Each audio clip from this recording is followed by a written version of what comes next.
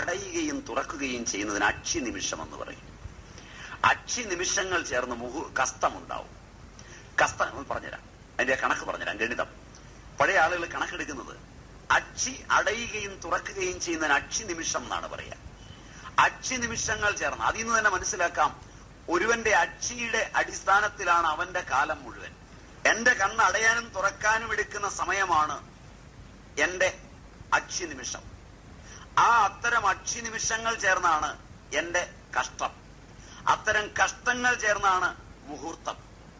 മുഹൂർത്തങ്ങൾ ചേർന്നാണ് 15 പകൽ മുഹൂർത്തങ്ങളും 15 രാത്രി മുഹൂർത്തങ്ങളും ചേർന്നാണ് എന്റെ അഹോരാത്രം. ദിവസമല്ല, ദിവസം എന്ന് പറഞ്ഞാൽ പകൽ മാത്രം.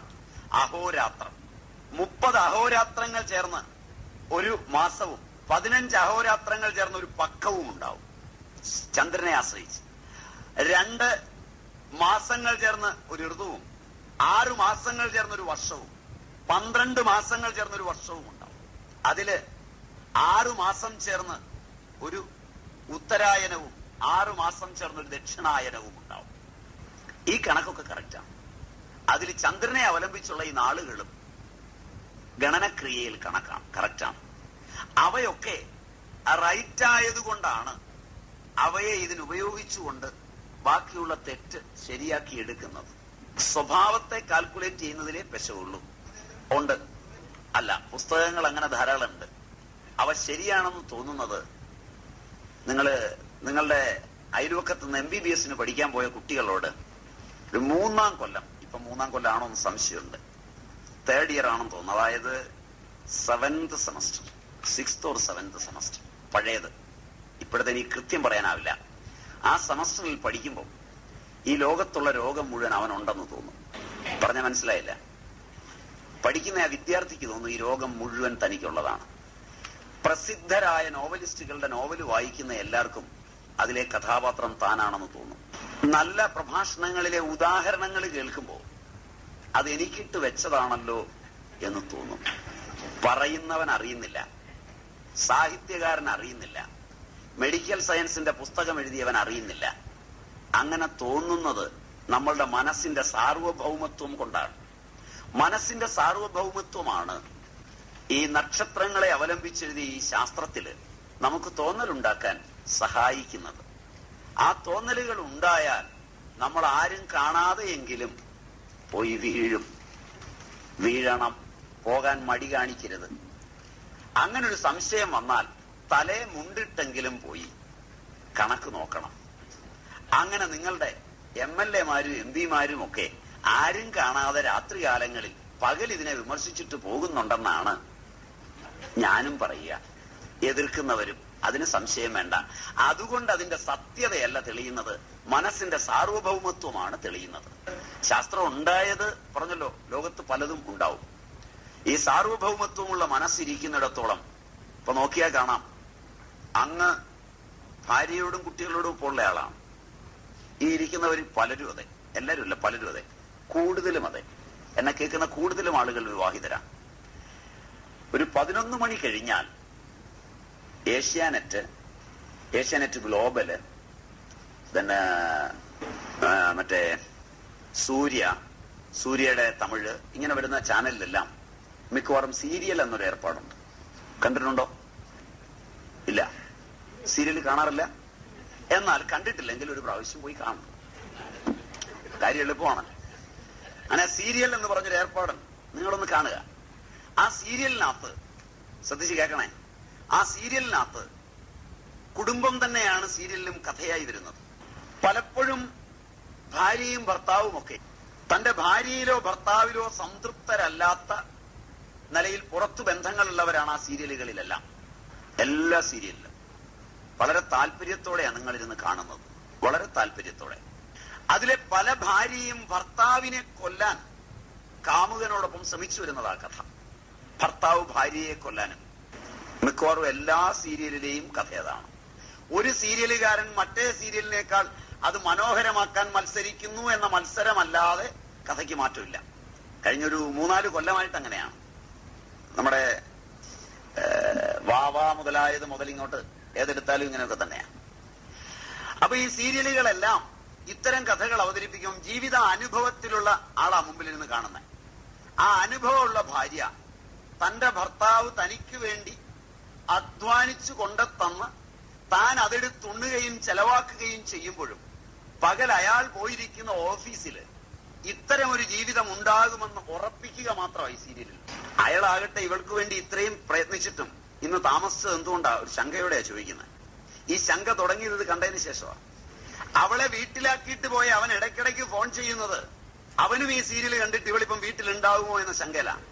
ഒരു 15 കൊല്ലത്തെ ജീവിതാനുഭവം ഉണ്ടായിട്ടും സാങ്കല്പികമായ ഈ സീരിയലാണ് സത്യമെന്ന് നിങ്ങൾക്ക് തോന്നുന്നത് എന്തുകൊണ്ടാണ്? അങ്ങനെ തോന്നും എന്നുള്ളത് കൊണ്ടാണ് ആ കച്ചവടക്കാരൻ അതുകൊണ്ട് ഇറങ്ങിയിരിക്കുന്നത്.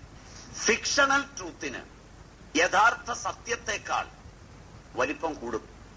സാങ്കല്പിക സത്യങ്ങളെ മനുഷ്യൻ യഥാർത്ഥ സത്യങ്ങളെക്കാൾ കൂടുതൽ വലിപ്പത്തിൽ സ്വീകരിക്കുകയും അതിനുവേണ്ടി ജീവിതം നശിപ്പിക്കുകയും ചെയ്യും. ഇത് സാഹിത്യത്തിന്റെ മർമ്മമാണ്. അതുകൊണ്ട് തന്നെ പ്രാചീന സാഹിത്യകാരന്മാരും പ്രാചീന ആചാര്യന്മാരും എന്തരുത് എന്താവാമെന്ന് സാഹിത്യകാരന് നിർദ്ദേശം കൊടുത്തിട്ടുണ്ട്. ഭരതമുനിയെ പോലുള്ളവർ കിണറ്, കുളം മുതലായവയൊന്നും സ്റ്റേജിൽ അവതരിപ്പിക്കരുത്, മരണം അവതരിപ്പിക്കരുത്, പ്രേമരംഗങ്ങൾ അവതരിപ്പിക്കരുത്, പ്രസവം അവതരിപ്പിക്കരുത്, ഒരുപാട് നിർദ്ദേശം കൊടുത്തിട്ടുണ്ട്. അതൊക്കെ പഠിച്ചുവെന്ന് വ്യാമോഹിക്കുന്ന ആളുകൾ അവതരിപ്പിക്കുന്ന സിനിമകൾ പോലും വികലങ്ങളാണ്. അപ്പൊ അതുകൊണ്ട് ഈ മാർക്കറ്റിൽ കച്ചവടക്കാരൻ വിൽക്കാൻ ഇഷ്ടം പോലെ സാധനം കൊണ്ടുവരും. വാങ്ങിക്കാൻ പോകുന്നവന്റെ മനസ്സിന്റെ ഔചിത്യമില്ലായ്മ ഉള്ളിടത്തോളം കാലം കച്ചവടം നടക്കും. അതിനെന്തിനാ നമ്മൾ എതിർക്കുന്നത്? നമ്മൾ പോവാതിരുന്നാ പോലെ. എന്റെ അഭിപ്രായത്തിൽ നിങ്ങൾക്ക് പോണെന്ന് തോന്നിയാൽ തലയെ മുണ്ടിടാതെ തന്നെ പോവുക നല്ലത്. കാരണം നിങ്ങളുടെ കാശ് അതിനൊക്കെ കൊള്ളൂ. ഞാൻ അടുത്ത കാലത്ത് അങ്ങനെ ഒരു സംഭവത്തില് ഇടപെടാനിടയായി. കാരണം ഒരു വലിയ ജ്യോതിഷിയെ തിരുവനന്തപുരത്തിനടുത്തുനിന്ന് ഇൻകം ടാക്സുകാർ പിടിക്കും. ആരോ ഏതാണ്ട് 40 കോടിയോളം രൂപ അയാളിൽ നിന്ന് പിടിച്ചെടുത്തു. 1ഉം 2ഉം ഒന്നുമല്ല, ഉദ്യോഗസ്ഥന്മാർ പിടിച്ചെടുത്തു. എന്റെ കണക്കും ഒക്കെ കൃത്യമായിട്ടില്ല എന്നാ അവര് വിചാരിച്ച. പക്ഷെ അയാളുടെ എല്ലാ കണക്കും ഉണ്ട്. അയാൾ കണക്കും സബ്മിറ്റ് ചെയ്തു, സകല കണക്കും കൊടുത്തു. കണക്ക് കൊണ്ടുപോയി കഴിഞ്ഞപ്പോ അവസാനം അയാളുടെ പണം മുഴുവൻ തിരിച്ചു കൊടുത്തു. അങ്ങനെ ഒരാളെ പിടിച്ചിട്ടില്ലെന്നാക്കി. കാരണം അയാൾക്ക് കിട്ടിയ പണം ഭരണകക്ഷിയിലും പ്രതിപക്ഷത്തിലും പെട്ട നേതാക്കന്മാർ കൊടുത്തതായിട്ട് വ്യക്തമായ അയാൾ കണക്കെഴുതി വെച്ചിട്ടുണ്ട്, വന്ന ഡേറ്റും ഒക്കെ സഹിതം. അപ്പൊ ഇവരൊക്കെ അവിടെയെങ്കിലും ചെന്നാലേ ഈ കള്ളപ്പണത്തിൽ കുറെയെങ്കിലും അവിടെ കിട്ടി. അവിടെ വേലയ്ക്ക് നിൽക്കുന്നവന് ജ്യോതിഷിയിൽ നിന്ന് കിട്ടി, ജ്യോതിഷിയുടെ മകന് രോഗം വരുമ്പം മംഗലാപുരത്ത് കൊണ്ടുപോയി ഹോസ്പിറ്റലിൽ കിട്ടി, ഇങ്ങനെ കറങ്ങുള്ളൂ. അല്ലാതെ ഈ നേതാവ് ഈ പണം മുഴുവൻ വേറെ ആർക്കും കൊടുക്കുവോ? ഒന്നും അല്ലെങ്കിൽ സ്വിസ് ബാങ്കിൽ കൊണ്ടിട്ടില്ലല്ലോ, നാട്ടിലെ ജ്യോതിഷിക്ക് കൊടുത്തില്ലേ. അതുകൊണ്ട് ഇത് വേണം, ഇതിങ്ങനെ കറങ്ങും. അതിനൊരു വഴി അതുണ്ട്. ആ നിലയിൽ അതിനെ പ്രോത്സാഹിപ്പിക്കുന്നത് നല്ലതാണ്. പാവങ്ങളുടെ കാശ് പോകുന്നിടത്ത് ഇതിനെ പ്രോത്സാഹിപ്പിക്കുന്നത് ഉചിതമല്ല എന്ന് തന്നെയുമല്ല, ജനന സമയവും ഇതുമായി ഇത്രയേറെ കണക്ക് കൃത്യമായിട്ടുണ്ടെന്ന് ഞാനൊരു ജ്യോതിഷിയാണ് എങ്കിൽ ഞാൻ അറിഞ്ഞിരിക്കുമ്പോൾ ഞാൻ എന്റെ മകളുടെ ജാതകം നോക്കി എന്റെ മകളെ വിവാഹം കഴിപ്പിച്ചു വിടുമ്പോൾ ഏറ്റവും കൂടുതൽ ഈ ശാസ്ത്രം പ്രയോജനപ്പെടാൻ എന്റെ മകളുടെ കാര്യത്തിലല്ലേ നോക്കൂ? ശരിയല്ലേ? ഞാൻ അറിയുന്ന ജ്യോതിഷികളുടെ വീട്ടിലൊക്കെ വിധവയെ കാണുമ്പോൾ എനിക്ക് ഈ സങ്കടം വരാറുണ്ട്. ക്ലിയർ? അതിനുള്ള ഉത്തരം ഗർഗ മഹർഷി ഭാഗവതത്തില് അല്ല, ശരിക്കു പറയാണ് ഗർഗ സംഹിതയില്. ഗർഗ മഹർഷി ഗർഗ സംഹിതയാണ് എഴുതിയിട്ടുള്ളത്. അതിലാണ് ഈ കണക്ക് പറയുന്നത്. ഭാഗവതത്തില് മാഹാത്മ്യം പറയുന്നിടത്ത് പറയുന്ന കാര്യങ്ങൾ ഭാഗവതത്തിലേതല്ല, പത്മപുരാണത്തിലേതാണ്. ഭാഗവതത്തിന്റെ സ്കന്ധങ്ങളിൽ പറയുന്നത് മാത്രമേ നമ്മൾ എടുക്കുന്നുള്ളൂ എന്ന് വന്നാൽ അതിനകത്തുള്ളതിനെ വെച്ചുകൊണ്ടാണ് പഠിക്കുന്നതെങ്കിൽ ശുകൻ പരീക്ഷത്തിനോട് പറഞ്ഞത് ഞാൻ മുമ്പ് പറഞ്ഞു, ഇത് മുഴുവൻ കഥയാണെന്ന്. പറഞ്ഞ ശുകൻ അത് പറഞ്ഞു കഴിയുമ്പോൾ ഈ പറഞ്ഞ ഗർഗൻ പറഞ്ഞതും ആ കഥയിലെ കഥ തന്നെ. സാരില്ല, ഞാൻ മനസ്സിലാകുന്ന ഭാഷ പറയാം. പണ്ട് ശങ്കരാചാര്യര് ശിഷ്യന്മാരോടൊപ്പം പോവുകയാണ്, വനത്തിലൂടെയാ പോകുന്നത്. അപ്പോ ഒരു സിംഹം വരുന്നു എതിരെ. ശിഷ്യന്മാര് കാല് വിറയ്ക്കാൻ തുടങ്ങി. കാരണം ഇപ്പൊ ഗുരുവിനെ ശിഷ്യന്മാരെയും കൂടി സിംഹം ശാപ്പിടും. അപ്പൊ ഒരു ശിഷ്യൻ ഗുരുവിനോട് പറഞ്ഞു, ഗുരു സിംഹം എന്ന് പറഞ്ഞു. മരത്തെ കയറിക്കോളാൻ പറഞ്ഞു ശങ്കരൻ. എല്ലാരും മരത്തെ കയറി. സിംഹം കടന്നുപോയി കഴിഞ്ഞപ്പോ താഴെ ഇറങ്ങിയ ശങ്കരനോട് ചോദിച്ചു, ഗുരു, സിംഹം മായയല്ലേ എന്ന് ചോദിച്ചു. അതെ, സംശയമില്ല, എല്ലാം മായയാണ്. പിന്നെന്തിനാ നമ്മൾ മരത്തെ കയറി? എടാ, എല്ലാം മായയാണെങ്കിൽ മരത്തെ കയറുതും. ഭാഗവത കഥ മുഴുവനും എന്റെ വചോമാധുരിയാണെന്ന് ശുഗൻ പറഞ്ഞിരിക്കെ അതിനകത്ത് ഇത് മാത്രം പിന്നെ അത് പെടൂലെന്ന് പറയാൻ പറ്റൂലല്ലോ. അല്ല, ഇന്ന് ഈ ക്ലാസ് വെച്ചത് നിങ്ങളുടെ സംശയ നിവാരണത്തിനാണെന്നാണ് സംഘാടകർ എന്നോട് പറഞ്ഞത്. ഞാൻ കഴിഞ്ഞ ക്ലാസ്സിൽ അവരുദ്ദേശിച്ച ആലയം ആരാധനയെക്കുറിച്ച് എനിക്ക് പറയാവുന്ന ശക്തങ്ങളായ കാര്യങ്ങൾ കുറെ പറഞ്ഞു. എന്തിനെ ആരാധിക്കണമെന്ന് മാത്രമേ ഞാൻ പറയാതുള്ളൂ. അത് ഞാൻ ഇടയ്ക്ക് പറഞ്ഞിരുന്നു, ഭംഗിയായി പറഞ്ഞിരുന്നു. എന്തിനെയാണ് ആരാധിക്കേണ്ടത്? ആരാധിക്കാൻ ഒരർച്ചയെ തയ്യാറാക്കുന്നുവെങ്കിൽ അതെങ്ങനെ തയ്യാറാക്കണമെന്ന് ഞാൻ ഇടയ്ക്ക് സൂചിപ്പിച്ചിരുന്നു. ആ നിലയ്ക്ക് എന്നെ വിളിച്ച വിഷയം ഞാൻ അന്നുകൊണ്ട് തീർത്തിരുന്നു. എന്തുകൊണ്ടോ നിങ്ങളിൽ പലരും നേരിട്ട് എന്നോട് സംശയങ്ങൾ ചോദിച്ചില്ല. ബുദ്ധൻ അമ്മ കുറെ ചീത്ത വിളിച്ചപ്പോൾ, ചീത്തയെല്ലാം കഴിഞ്ഞപ്പോൾ ബുദ്ധൻ ചോദിച്ചു, അമ്മ ഒരു സമ്മാനം ഒരാൾക്ക് കൊടുത്തിട്ട് അയാൾ അത് സ്വീകരിക്കുന്നില്ലെങ്കിൽ അത് ആരുടെയാണ്? പിന്നെ അത് കൊടുത്തവന്റെ എങ്കിൽ അത് നിങ്ങളുടെ തന്നെ ആയിരിക്കും എന്ന് മാത്രമേ ഉത്തരം എനിക്കുള്ളൂ. എനിക്കല്ലാതെ നിങ്ങളോട് അതിൽ എതിർപ്പോ ദേഷ്യമോ ഒന്നുമില്ല. അതുകൊണ്ടാണ് ഞാൻ വന്നത്. അവസാനം വരെ ഈ ചിരി മങ്ങാതെ പോകണമെന്നൊരാഗ്രഹം എനിക്കെന്നുമുണ്ട്. കാരണം ജീവിതത്തിലെ എല്ലാ ദർശനവും നന്നായി ഒന്ന് ചിരിക്കാനാണ്. തനിക്കും താൻ ആരോട് പറയുന്നുവോ അവർക്ക്. അതിനാണ് ശാന്തി എന്ന് പറയുന്നത്. അത് തരാത്ത എന്തും, എന്റെ ശാന്തിയെ കെടുത്തുന്നത് എന്തും എത്ര മനോഹരമാണെങ്കിലും ആരും സ്വീകരിക്കില്ലെന്നാണ് എന്റെ വിശ്വാസം. നിങ്ങളിൽ പലരും അച്ഛനെ വാർദ്ധക്യത്തിൽ കൊണ്ടുവിടാവുന്ന സ്ഥലങ്ങളിൽ വിട്ടവരുണ്ടാവും. എന്തുകൊണ്ടാ വിട്ട? വീട്ടിലിരുത്താൻ നിവർത്തിയില്ലായിട്ടാണ് നിങ്ങൾ പറയും. നിങ്ങളിൽ പലരും ഭാര്യയെയും ഭർത്താവിനെയും ഒക്കെ കാണാതിരിക്കാൻ ഇഷ്ടപ്പെടുന്നവരാണ്. കാരണം കണ്ടാൽ നിങ്ങൾക്ക് ദുഃഖം ഉണ്ടാവും. ചിലര് മക്കളിൽ നിന്ന് അകന്നവരാണ്, പ്രസ്ഥാനങ്ങളിൽ നിന്ന് വിട്ടുപോകുന്നവരാണ്. എല്ലാ മനുഷ്യനും ഏറ്റവും പ്രധാനം അവനാണ്. അവൻ ചേർന്ന് നിൽക്കുന്നതൊക്കെ ആ കാലങ്ങളിൽ അവന് മനോഹരവുമാണ്. അത്രയും എനിക്കറിയാവുന്നിടത്തോളം നിങ്ങൾ ഏതെങ്കിലുമൊക്കെ ആയി ചേർന്ന് നിൽക്കുമ്പോൾ നിങ്ങൾ പിടിക്കുന്ന വാശി എനിക്ക് മനസ്സിലാവും. പക്ഷെ എനിക്കൊരു സങ്കടമേ ഉള്ളൂ, അതിൽ നിന്ന് വിടുമ്പം നിങ്ങൾ ഇതൊക്കെ മറന്നുപോകുമല്ലോ എന്ന സങ്കടം മാത്രം. കാരണം 1983-ലും 84-ലും ഞാൻ കണ്ട ചില വാശി പിടിച്ച ആളുകൾ 1990-കളിൽ വടക്കൻ കേരളത്തിൽ വാശിയോടുകൂടി എന്നോട് തർക്കിച്ച ചില ആളുകൾ അന്ന് തർക്കിച്ചതിന് വിപരീതമായ സ്ഥാനത്ത് നിന്ന് പ്രസംഗിക്കുന്നത് കേൾക്കുമ്പോൾ എന്തു പറ്റി അവർക്ക് എന്ന് ഓർത്ത് ഞാൻ വിലപിക്കാറുണ്ട്. എന്ന് തന്നെയുമല്ല, ഈ രാജ്യത്തിന്റെ ഭാഗധേയം എടുത്താൽ തന്നെ ചിലര് ഒന്നിനോട് തെറ്റി പ്രസ്ഥാനമുണ്ടാക്കി ഒരുപാട് ആളുകളെ അതിനകത്ത് ചേർത്ത് ഒരുപാട് ശാഖകളുമൊക്കെ തരപ്പെടുത്തി കഴിഞ്ഞ് പഴയ മാതൃപ്രസ്ഥാനത്തിലേക്ക് ഉണ്ടാക്കിയവൻ തിരിച്ചു പോകുമ്പോ ഇവന്റെ കൂടെ നിന്നവൻ പോകാതെ അലയുന്നതും ഈ രാജ്യത്തിന്റെ പ്രത്യേകതയാണ്. അതുകൊണ്ട് മാറ്റമാണ് ഈ പ്രകൃതിയുടെ സ്വഭാവം. നിങ്ങളുടെ മനസ്സൊക്കെ മാറും, ഇനിയും മാറും. മാറ്റമില്ലാത്തതിനെ കുറിച്ച് എനിക്ക് പഠിക്കാനും പഠിപ്പിക്കാനും ഉള്ളൂ. മാറുന്നതെല്ലാം ഒരു പട്ടികയിൽ, മാറാത്തത് ഒരിടത്ത്. മാറാത്തത് ബോധസ്വരൂപമായ ആത്മാവ്, കേവലമായ ആത്മാവ്. മാറുന്നതെല്ലാം മനസ്സും ബുദ്ധിയും ഇന്ദ്രിയങ്ങളും വിഷയങ്ങളും ചേർന്ന് വരുന്ന ഈ ലോകം. മാറുന്നതിന് ചിരന്തന സ്വഭാവം ഉണ്ടാകുമെന്ന് പ്രതീക്ഷ എനിക്കില്ല. അത് മാറണം, മാറിക്കൊണ്ടിരിക്കും, ഇനിയും മാറും.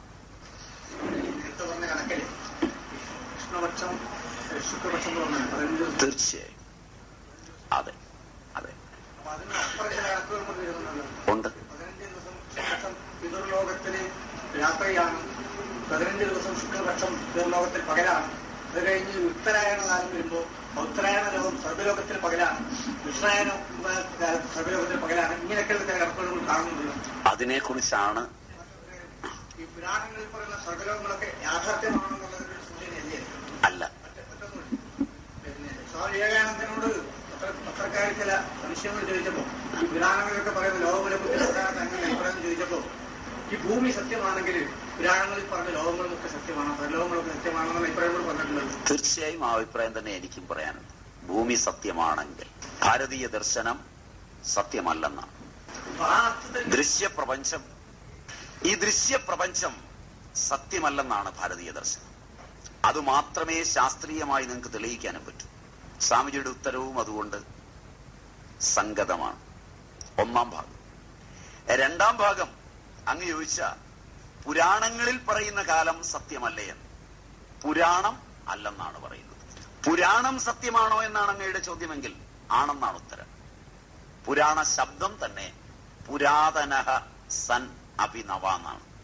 പുരാണങ്ങളെല്ലാം യഥാതഥമായ ജീവന്റെ ചരിത്രം തന്നെയാണ്. പ്രാക് രൂപങ്ങളാണ്. എന്റെയും നിങ്ങളുടെയും പ്രാക് രൂപങ്ങളാണ്.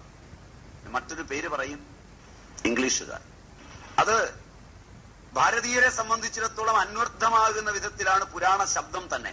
പുരാതനഃ സൻ അഭി, ഏറ്റവും പഴയത്, ഏറ്റവും പുതിയത്. ആ നിലയിൽ പുരാണം സത്യമാണ്. പക്ഷെ പുരാണം സത്യമാകുന്നത് ഈ കണക്കുകളെ കുറിച്ചുള്ള പുരാതന സങ്കല്പം സത്യമായതുകൊണ്ടാണ്. എന്ന് പറഞ്ഞാൽ കലി ശയാനോ ഭവതി സംജിഹാനസ്തു ദ്വാപര ഉത്തിഷ്ടം ത്രേതാ ഭവതി കൃതം ചരൻ ചരൈവേത്തി ചരൈവേത്തി എന്നാണ് പുരാണം പഠിപ്പിക്കുന്നത്. ശയാനതയാണ് കലിയുഗം. ഒന്നും ചെയ്യാനാവാതെ ആലസ്യം വന്ന് കിടക്കുന്നത് കലിയുഗം. സമഷ്ടിയിലും വെഷ്ടിയിലും. സംജിഹാനത വന്നാൽ ദ്വാപരം. എഴുന്നേറ്റ് നടന്നാൽ ത്രേതായുഗം. അറിവിലൂടെ മാത്രം സഞ്ചരിക്കണമെന്ന് ഉറച്ചാൽ കൃതയുഗം. 4 യുഗങ്ങളായില്ലേ? ഇല്ലേ? യുഗത്തെ കുറിച്ചുള്ള ഭാഗവതാദികളുടെ എല്ലാം ഗണന ഇതാണ്. അങ്ങനെയാണെങ്കിൽ കലി ശയാനോഭവതി എന്ന് പറഞ്ഞാൽ വെറുതെ കിടക്കുക. മനസ്സാലസ്യം കൊണ്ട് കിടക്കുന്നത് കലിയുഗത്തിലാണ്. സംജിഹാനത വന്നാൽ ആ ആലസ്യത്തിൽ നിന്ന് ഉണർന്നു നോക്കി എഴുന്നേറ്റില്ല, ദ്വാപരത്തിലാണ്. ഈ എഴുന്നേറ്റ് നിന്നാൽ ത്രേതായുഗമായി. അറിവ് നേടി അറിവിലൂടെ തന്നെ സഞ്ചരിച്ചാൽ കൃതയുഗമായി, സത്യയുഗമായി.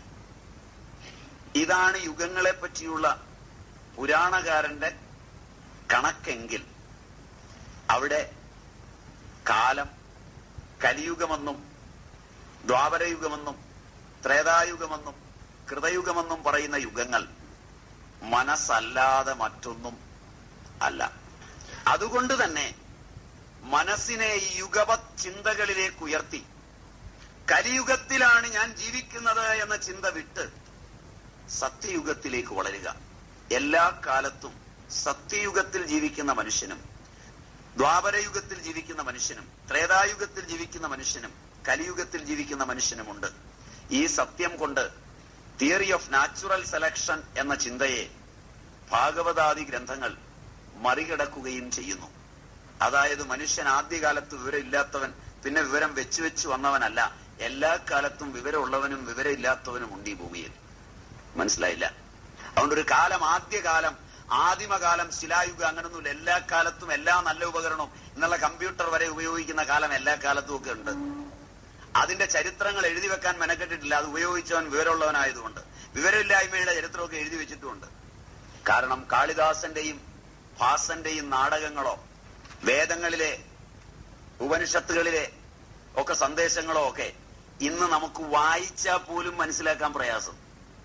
അപ്പൊ ഇന്ന് എഴുതുന്ന സാഹിത്യകാരന്മാര് അതിനേക്കാൾ താഴ്ന്ന യുഗങ്ങളിലാണ് ഇന്ന് ജീവിക്കുന്നത്. മനസ്സിലായില്ല? കൃതയുഗത്തിലെത്തുമ്പോൾ അറിവിന് മാത്രം പ്രാധാന്യമെന്ന് പറഞ്ഞാൽ ശിരസ്സാണ് ഉത്തമാംഗം. അതുകൊണ്ട് ആ ശിരസ് സന്യാസിമാരൊക്കെ മൂടുന്നത്, ഗൃഹസ്ഥന്മാരോടൊക്കെ തല തൊപ്പി വെക്കണം എന്നൊക്കെ ആയുർവേദമൊക്കെ പറയുന്നത്. ഉത്തമാംഗം തലയാണ്. ഇന്ന് വെക്കണ്ട. ഉത്തമാംഗം തലയല്ല. മാർസിന്റെ ആഗമനത്തോടെ ഉത്തമാംഗം വയറായി മാറി. ഉത്തമാംഗം വയറെന്ന് ശഠിച്ചവർ വീണ്ടും ഉത്തമാംഗം സീരിയലുകളിൽ എത്തിയപ്പോ കുറെ കൂടെ താഴോട്ട് ഇറങ്ങിപ്പോയി. പറയാൻ കൊള്ളില്ല സ്ഥലം. അതുകൊണ്ട് ഇത് യുഗകൽപ്പനയിൽ വരുന്ന വ്യത്യാസമാണ്. ഗണിതശാസ്ത്രം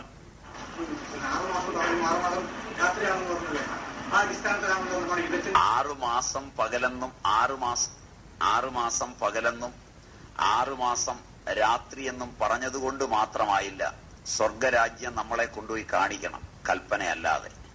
ഒന്ന്, നമ്പർ 1. അല്ലെങ്കിൽ കണ്ടിട്ടുണ്ടെന്ന് ആരെങ്കിലും ഒരാൾ വന്ന് നമ്മോട് പറയണം. ആരെങ്കിലും വന്ന് പറഞ്ഞാൽ മതി, ഈ സ്വർഗരാജ്യം ഞാൻ പോയി കണ്ടിട്ടുണ്ട്, ഈ ഭൂമി പോലെ അവിടുന്നാണ് വരുന്നത്, കണക്കൊക്കെ എനിക്കറിയാമെന്ന് പറയണം. കേട്ട് കേൾവിയില്ല നമുക്ക്.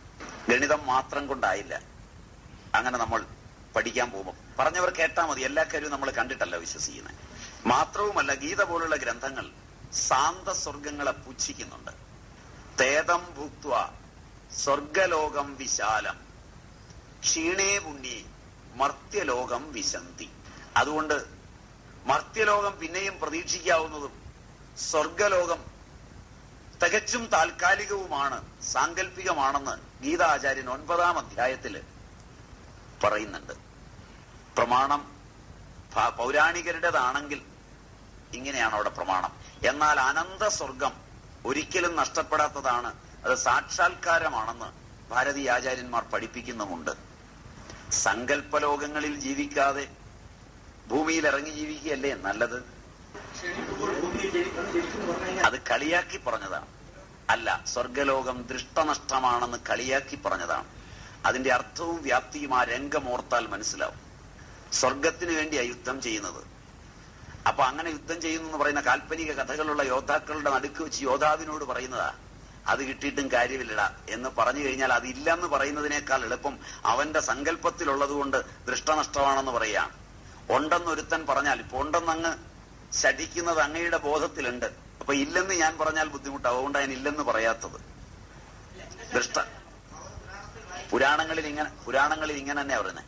പുരാണകാരന്മാർ ഇല്ലെന്നൊരുത്തനോട് പഠിപ്പിച്ചാൽ പഠിപ്പിക്കുന്നവൻ നാളെ ഉണ്ടെന്ന് പറഞ്ഞു നടക്കേണ്ടി വരും, മുമ്പ് ഞാൻ പറഞ്ഞ പ്രമാണത്തില്. അതുകൊണ്ട് ഞങ്ങളാരും ഒന്നും ഇല്ലെന്ന് പറയാറില്ല. സങ്കല്പത്തിലുള്ളതുപോലെ തന്നെയാ ജാഗ്രതത്തിലുള്ളത്. സങ്കല്പത്തിലെ ഭാര്യയുടെ ഗുണങ്ങളൊക്കെ തന്നെ കിട്ടിയ ഭാര്യയ്ക്കുള്ളൂ, കുറച്ച് കുറഞ്ഞെങ്കിലേ ഉള്ളൂ. ശാരീരിക ബന്ധങ്ങൾ വരെ, ദമ്പതിക്രിയ വരെ ഉള്ള ഭാര്യയോട് ചെയ്യുന്ന സുഖമൊക്കെ തന്നെയാണ് സങ്കല്പത്തിലെ ഭാര്യയോടും ചെയ്യുമ്പോൾ. പ്രക്രിയയും അത് തന്നെയാ. എല്ലാ സംഭവവും ഉണ്ടാകുകയും ചെയ്യുന്ന ശങ്കരൻ തന്നെ പറഞ്ഞ ബ്രഹ്മചാരിയായ. പ്രപഞ്ചം ഇല്ലെന്നുള്ളതിന്റെ തെളിവ് അതാണ്. എല്ലാം മനസ്സിന്റെ സൃഷ്ടിയാണെന്നുള്ളതിന് തെളിവ് തന്റെ ഭാര്യയോടൊപ്പം രമിക്കുന്നത് പോലെ തന്നെയാണ് സ്വപ്നത്തിൽ രമിക്കുന്നത്. സ്വപ്നത്തിൽ രമിച്ചാൽ സംഭവിക്കുന്നതും എല്ലാം അങ്ങനെ തന്നെയാണ് ശാരീരികമായി. അപ്പൊ അതുപോലെ തന്നെയേ ഇതൊക്കെ ഉള്ളൂ. അതെ അതെ അതെ,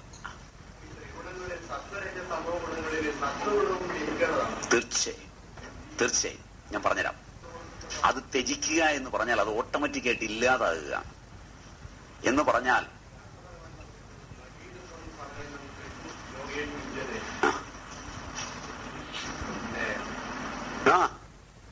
അത് പറഞ്ഞ സന്ദർഭത്തില് സത്വം ത്യജിക്കാൻ പാടില്ലാത്ത അവസ്ഥയാണ്. അത് കാലാതീതമായ സത്യത്തോടെടുക്കുമ്പോ സത്വവും വിടണം. ഗീതാകാരൻ തന്നെ, വ്യാസൻ എഴുതിയ ഗീതയിൽ തന്നെ 2-ാം അധ്യായം 45-ാം ശ്ലോകം, ഈ നമ്പര് ശരിയാവുമെന്നറിയാനായി, അമ്മയുടെയും സഹോദരങ്ങളുടെയും ഡോക്ടറുടെയും നിരന്തരമായ വാക്കുകളിൽ ഊർജമുണ്ടാകുന്ന കുട്ടി മാനസികമായ തന്റെ ശക്തി കൊണ്ട് രോഗത്തെ പുറന്തള്ളുകയാണ് ചെയ്യുക. എല്ലാ രോഗങ്ങളിലും അതിന് സമാജം അറിവിൽ ആരോഗ്യമുള്ളതായിരിക്കണം. ഭിഷഗ്വരന്മാർ മനഃശാസ്ത്രത്തെ പറ്റി അറിയുന്നവരായിരിക്കണം. പഠിക്കാൻ MBBS-നൊക്കെ ഉണ്ട്. W.V. കാനന്റെ എക്സ്പെരിമെന്റൽ സൈക്കോളജി ഒക്കെ ഉണ്ട്. ആ സമയത്ത് കപ്പലണ്ടിയുടെ എണ്ണം പഠിക്കുന്ന കാരണം അത് പഠിക്കില്ല. പിന്നെ മെഡിക്കൽ റെപ്രസെന്റേറ്റീവ് പറയുന്ന മരുന്ന് കുറിക്കല് മാത്രമാകുമ്പോഴായി വിവരക്കേട് വരുന്നത്. മനസ്സിലായില്ല. രോഗിയുടെ മനസ്സാണ് രോഗിയെ രക്ഷിക്കുന്നത്, അതാണ് സത്യം. അതിന് സമാജത്തിന് അതേക്കുറിച്ചൊരു അറിവുണ്ടാകണം. അപ്പോൾ എല്ലാ രോഗവും അതിക്രമിക്കാനും പറ്റും. അപ്പൊ സമാജത്തിനും വ്യക്തിക്കും ഹിതമായത് രക്ഷപ്പെടുന്നു പറയാം. അല്ല, ഞാൻ മുമ്പ് അറിഞ്ഞിട്ടുണ്ട്, അതുകൊണ്ട് സത്യം ഇതാണ്. സത്യം ഞാൻ ആരുടെയും മുഖത്ത് നോക്കി പറയും, അത് സത്യമല്ല, അത് അസത്യമാണ്. ഇപ്പൊ മനസ്സിലായി ഹിതം? അതാ നല്ല ഉദാഹരണം തോന്നുന്നു. പ്രിയങ്ങളൊന്നും ഹിതമാകണമെന്നില്ല. ഹിതം എല്ലാം പ്രിയമായി പറയണം. സംഭാഷണം പ്രിയമായിരിക്കണം. പ്രിയം എന്ന് പറഞ്ഞതുകൊണ്ട് സോപ്പിട്ട് പറയണമെന്നല്ല. പ്രിയം എന്ന് അവിടെ ഉപയോഗിക്കുന്നത് കേൾക്കുമ്പോഴും കേട്ട് കഴിഞ്ഞും പിന്നീട് അപഗ്രഥിച്ച് കഴിയുമ്പോഴും ആ കേട്ട കാര്യം തനിക്ക് പ്രയോജനപ്പെടണം. പറഞ്ഞ മനസ്സിലായില്ല? ഇന്ദ്രിയങ്ങൾക്ക് താൽക്കാലികമായുണ്ടാകുന്ന പ്രിയമുണ്ട്. ആ പ്രിയ അല്ല ഇവിടെ ഹിതവും പ്രിയവും. വാചികമായ തപസ് പറയുന്നത് സത്യം, പ്രിയം, ഹിതം, ഇത്രയും വരുന്നതാ വാചികമായ തപസ്. ഗീതയില് സത്യം പ്രിയഹിതം ചെയ്ത്, അനുദ്വേഗകരം വാക്യം സത്യം പ്രിയഹിതം ചെയ്ത്. അനുദ്വേഗപൂർവം സംസാരിക്കണം, സത്യം പറയണം, പ്രിയം പറയണം, ഹിതം പറയണം. ഇത്രയായാലും ഒരാൾ വാക്കിലെ അഹിംസയിലായിരിക്കുന്നുള്ളൂ. ഇതിലേതെങ്കിലും ഒന്ന് തെറ്റിയാൽ ഹിംസയായി. പ്രിയമായി പറയാൻ കഴിയണമെങ്കിൽ ഭാഷ നന്നായി അറിയണം, അതിന് ഭാഷ അറിഞ്ഞാൽ മതി. അനുദ്വേഗകരമായി പറയണമെങ്കിൽ തപസ് വേണം. സത്യമായി പറയണമെങ്കിൽ അതിഥി പൂജനം ചെയ്തിട്ടുണ്ടാവണം. അപ്പൊ ഇങ്ങനെയൊക്കെ ചെയ്തിട്ടുണ്ടെങ്കിൽ വാക്കറിയാതെ വരും. വാക്കാണ് ഈശ്വരൻ. അപ്പൊ വാക്ക് അങ്ങനെ ആയിത്തീരുന്നത് അനേക ജന്മസംസിദ്ധമാണെന്നാണ് പൂർവാചാര്യന്മാർ പറയുന്നത്. അപ്പൊ ഹിതം എന്നവരുദ്ദേശിക്കുന്നത് അതുകൊണ്ട് ജീവഹിതം എന്നെടുക്കണം. ലോകത്തെല്ലായിടത്തുമുള്ള ജീവന് ഹിതകരമായി സംഭാഷണം ചെയ്യണം.